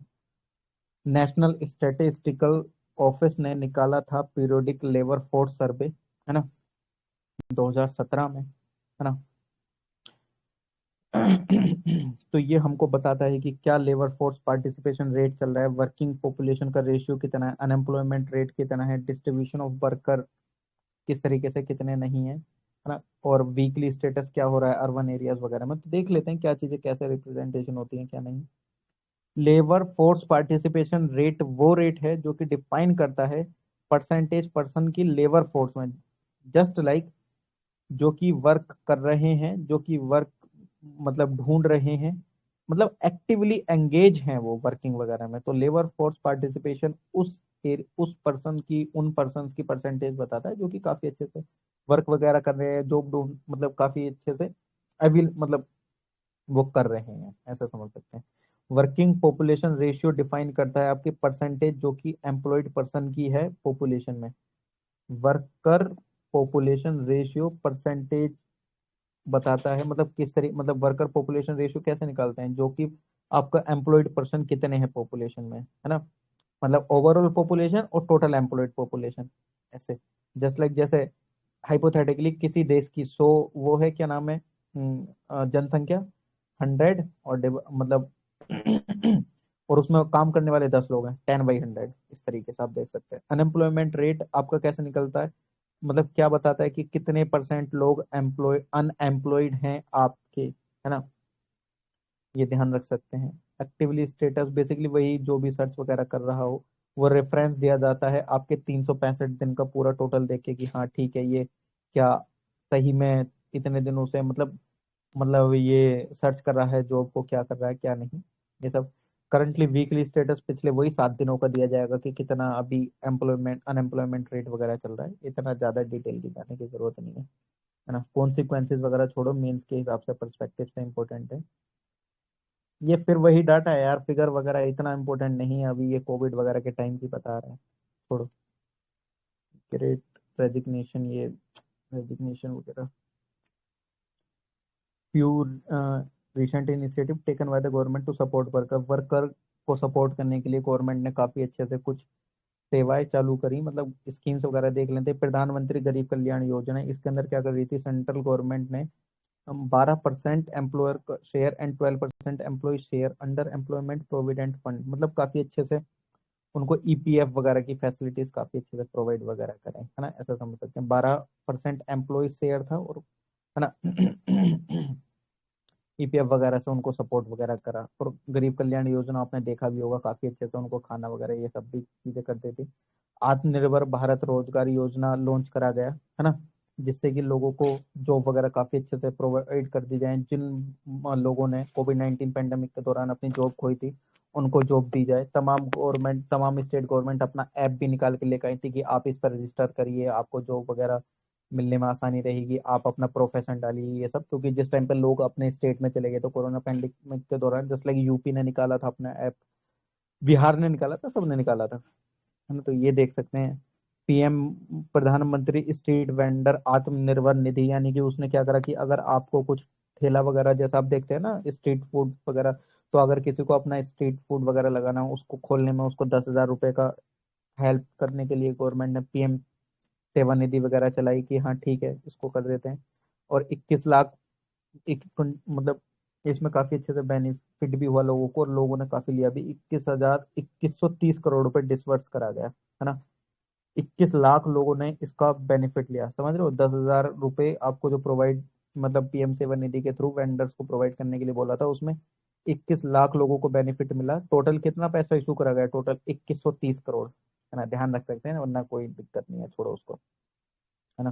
गवर्नमेंट ने काफी अच्छे से इन चीजों को सपोर्ट करा था। बाकी चैलेंजेस वगैरह छोड़ो, मेंस का पार्ट है, recommendation of static standing committee on labour 2021 report, उसने बोला कि एंड मतलब एंटरप्रेन्योरियल, यार मेरे को दो तीन शब्द हैं जो कि टंग स्लिप हो जाती हैं, बोला नहीं जाता, मतलब काफी अच्छे से स्टार्टअप को प्रमोट करा जाए, ऐसा समझो, इन्वेस्टमेंट को अट्रैक्शन वगैरह करी जाए जिससे कि लोगों, मैन्युफैक्चरिंग सेक्टर बढ़े, लोग उसमें एंगेज हों, सोशल सिक्योरिटी मेजर लिए जाएं, ईपीएफ, ईएसआई वगैरह इन सबसे रिलेटेड आप काफी अच्छे से लोगों को उसमें एंगेज वगैरह करो, डाटा वगैरह बनाया जाए वो वर्कर से रिलेटेड जो भी इनफॉर्मल सेक्टर में है ना, वोकेशनल ट्रेनिंग कराई जाए उनकी जिससे कि वो स्किल्ड हो पाए और एम्प्लॉयड हो पाए, है ना, वुमेन लेड एंटरप्राइजेस को सपोर्ट करना चाहिए, ट्रेनिंग दी जानी चाहिए वुमेन को न्यू टेक्नोलॉजी से रिलेटेड, कैपिटल को एक्सेस कराना चाहिए, मतलब कैपिटल जो वुमेन कुछ खोलना चाह रही हैं उनको काफी अच्छे से कैपिटल वगैरह मिल पाए, लोन वगैरह काफी अच्छे से मिल पाए, चाइल्ड केयर वगैरह और इंफ्रास्ट्रक्चर वगैरह काफी अच्छे से आप बढ़ाइए, है ना, तो ध्यान रखिएगा। World employment and social outlook report होती है जो कि पब्लिश करी जाती है इंटरनेशनल लेवल ऑर्गेनाइजेशन के द्वारा, ध्यान रखना। इस इस रिपोर्ट ने कोविड 19 के दौरान क्या क्या दिक्कतें हुई वो सब बताया कि किस तरीके से वर्ल्ड का मतलब कैसे रहा क्या नहीं। तो मेन इंपॉर्टेंट जानना तो ये है, world employment and social outlook किसके द्वारा पब्लिश करी जाती है, इंटरनेशनल लेवल और लेबर ऑर्गेनाइजेशन के द्वारा इशू करी जाती है।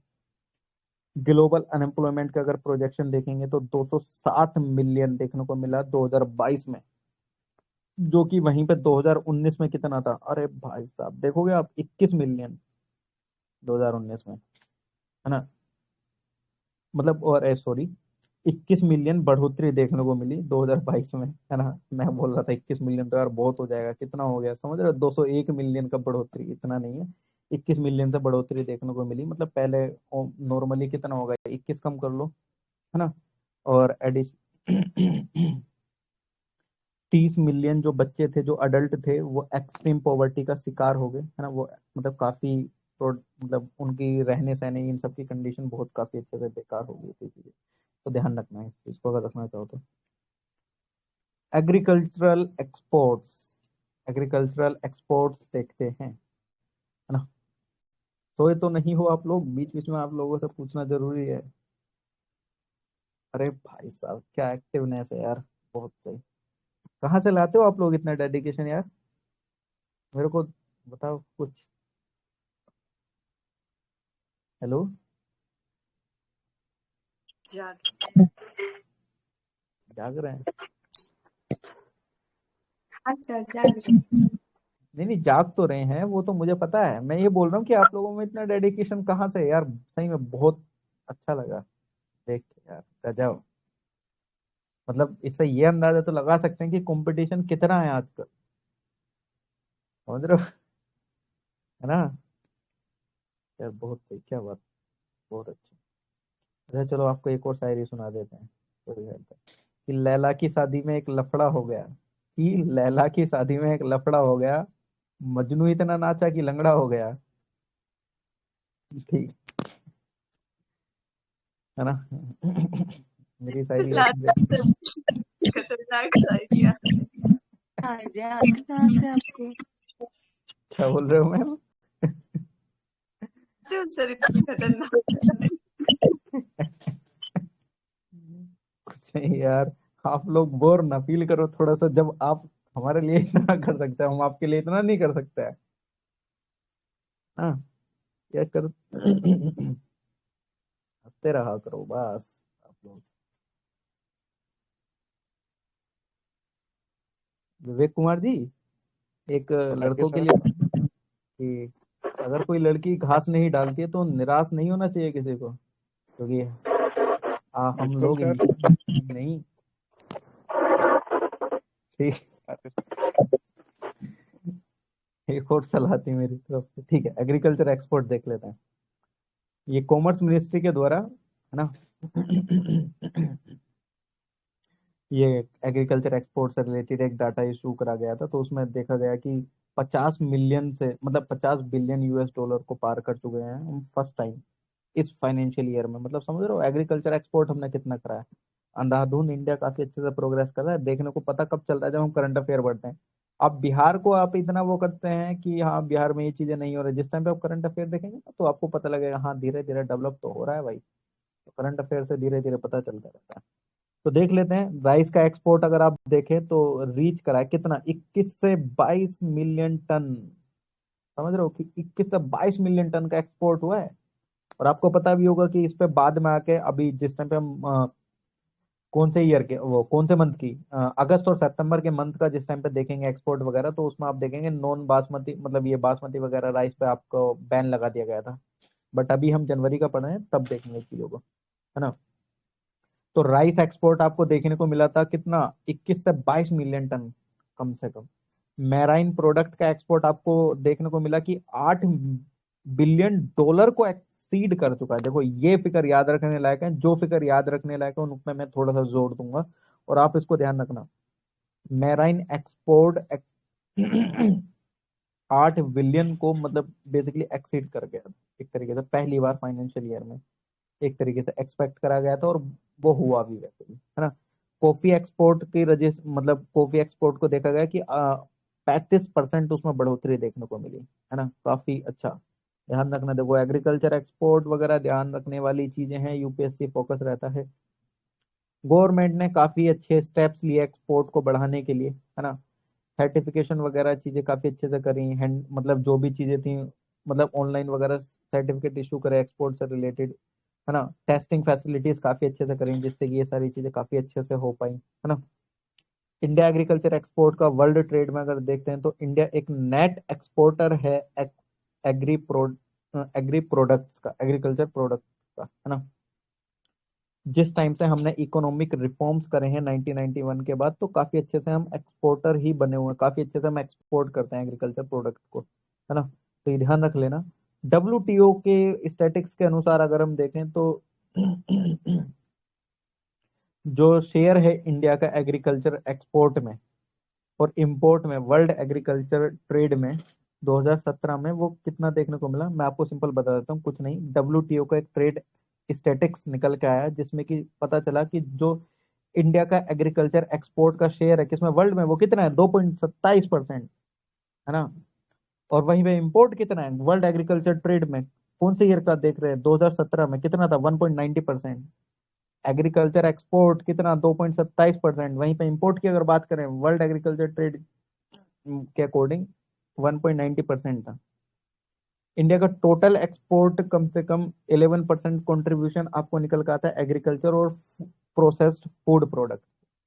जो इंडिया का जो टोटल ओवरऑल अगर आप देखेंगे, जो ओवरऑल डोमेस्टिक एक्सपोर्ट अगर आप देखते हैं तो वो निकल के आता है 11% कम से कम। कहाँ से आपका निकल के आता है, वो आपके एग्रीकल्चर और जो आपने प्रोसेसिंग फूड वगैरह करा है, आपने देखा होगा ना, तमाम प्रोसेसिंग ये पार्क वगैरह बनाए जाते हैं, फूड प्रोसेसिंग इंडस्ट्री वगैरह, ये सब काफी अच्छे से करी जाती है।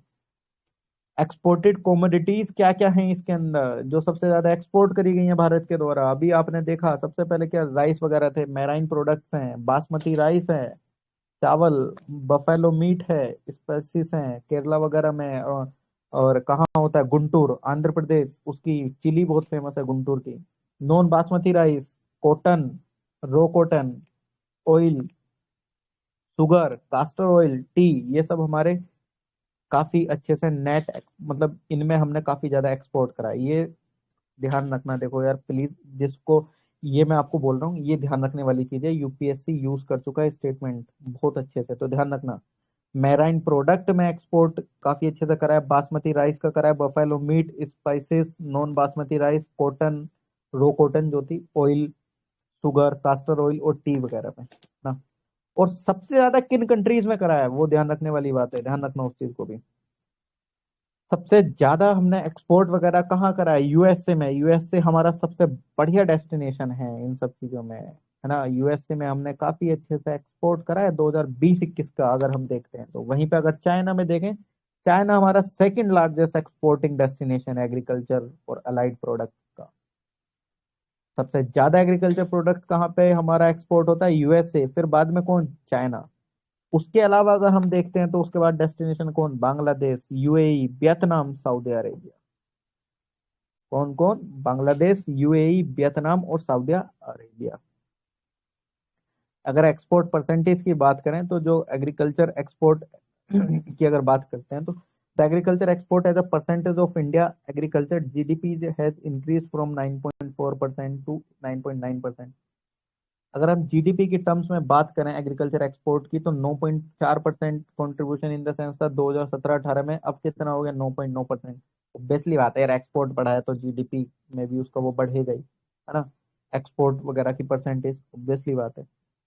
एग्रीकल्चर सेक्टर की क्या सिग्निफिकेंस है, ये चलो ठीक है, थोड़ा बहुत देख सकते हैं कि यार ऑब्वियसली बात है रिड्यूस करता है आपकी हार्वेस्ट वगैरह लॉसेस को, क्योंकि जब चीजें एकदम से एक्सपोर्ट होंगे, अब कोई चीज मैंने मतलब कोई चीज मतलब मैंने अपने खेत में बो रखी है और वो 1 साल तक एक्सपोर्ट नहीं हो रही है तो वो तो खराब होगी, तो खराब होने से चीजें बचती हैं जब हमारा एक्सपोर्ट काफी अच्छे से इनकम को बढ़ाती हैं, लोगों की अर्निंग मतलब रेवेन्यू वगैरह काफी अच्छे से करती हैं, एम्प्लॉयमेंट जनरेशन होता है, फूड इनसिक्योरिटी को कम करती हैं वर्ल्ड में, ग्रेटर चॉइस को बढ़ाती हैं, कंज्यूमर एक चीज पर रिलेटेड मतलब ऐसा नहीं है कि वो एक ही चीज खाए जा रहे हैं, वो तमाम चीजों पर रिलाय कर सकते हैं।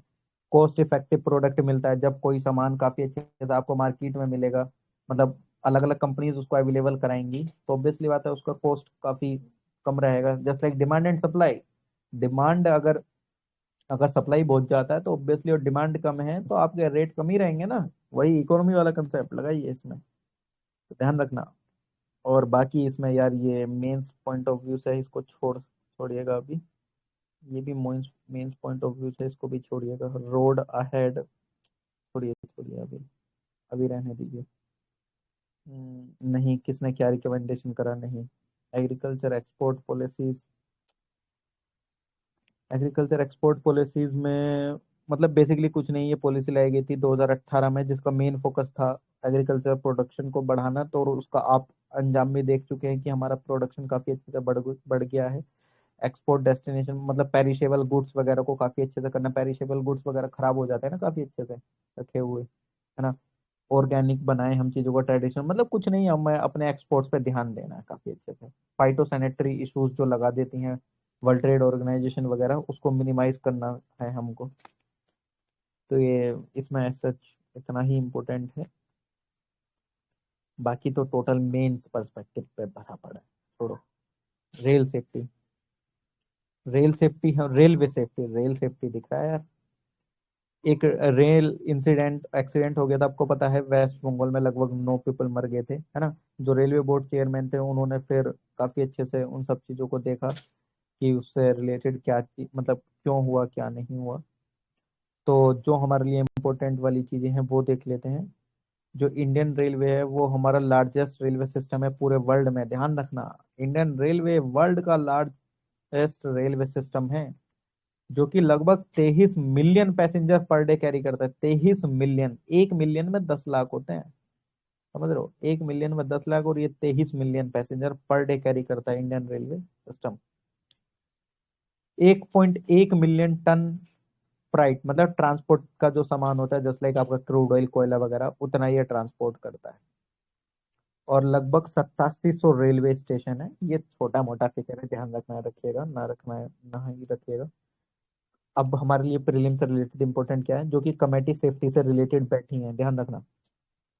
रेलवे सेफ्टी रिव्यू कमेटी बैठी थी, खन्ना कमेटी के नाम से जाना जाता है, 1998 में। High level safety review committee बैठी थी, काकोदर कमेटी 2012 में। एक्सपर्ट ग्रुप बैठा था इंडियन रेलवे को मॉडर्नाइज करने के लिए, कौन सी कमेटी बैठी थी, पित्रोदा कमेटी 2012 में। ये कमेटी ध्यान रखना, ये बहुत जरूरी है। कमेटी रिसोर्सेज से मोबिलाइजेशन मतलब रिसोर्सेज के मोबिलाइजेशन से रिलेटेड बैठी थी, रेलवे प्रोजेक्ट वगैरह उनका किस वे में रिस्ट्रक्चरिंग करा जाए रेलवे मिनिस्ट्री का और बेसिकली रेलवे बोर्ड का। जस्ट लाइक आपने देखा होगा ना, क्या पहले रेलवे का बजट एक अलग इशू होता था लेकिन बाद में वो मिला दिया गया, तो रिस्ट्रक्चरिंग वगैरह से रिलेटेड कौन सी, डिब्रोय कमेटी 2015 में बैठी थी।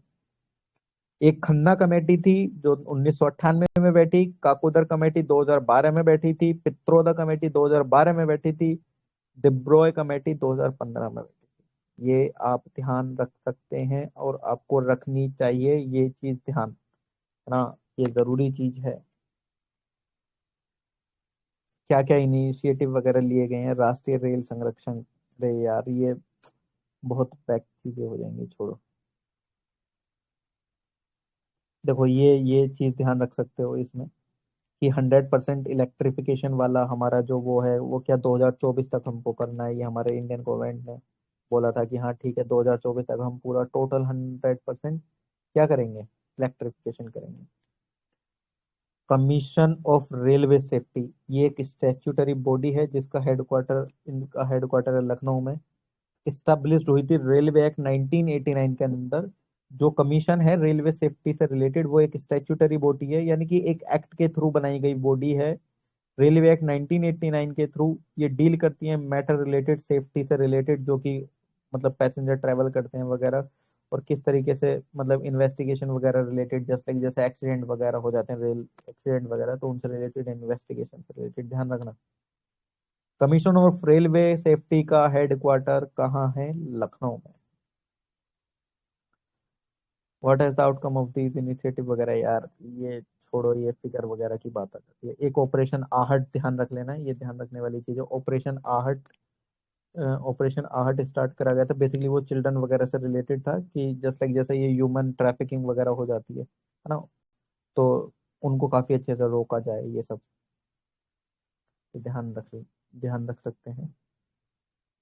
और अगर gap in creating safe and railway से, यार ये फिर मेन पॉइंट ऑफ व्यू से स्ट्रक्चरल गैप, ऑपरेशनल गैप, थोड़ा financial gap, railway staff labs की, रेलवे स्टाफ कम है, फाइनेंस नहीं मिलता है, चीजें कैसे सही होंगी। Way forward not important for prelim design linked incentive scheme. एक डिजाइन लिंक्ड इंसेंटिव स्कीम चालू करी गई थी जिसके अंदर सेंट्रल गवर्नमेंट ने एमएसएमईज, डोमेस्टिक कंपनीज और स्टार्टअप से एप्लीकेशन मांगी थी। आप बोलेंगे कि हाँ ठीक है कोई दिक्कत नहीं है, लेकिन ये है क्या, देखो बेसिकली कुछ नहीं। जैसे आपका सेमीकंडक्टर वगैरह है ना, यार दोबारा फिर पूछ लेता हूँ, जगे हुए हो ना, नींद तो नहीं आ रही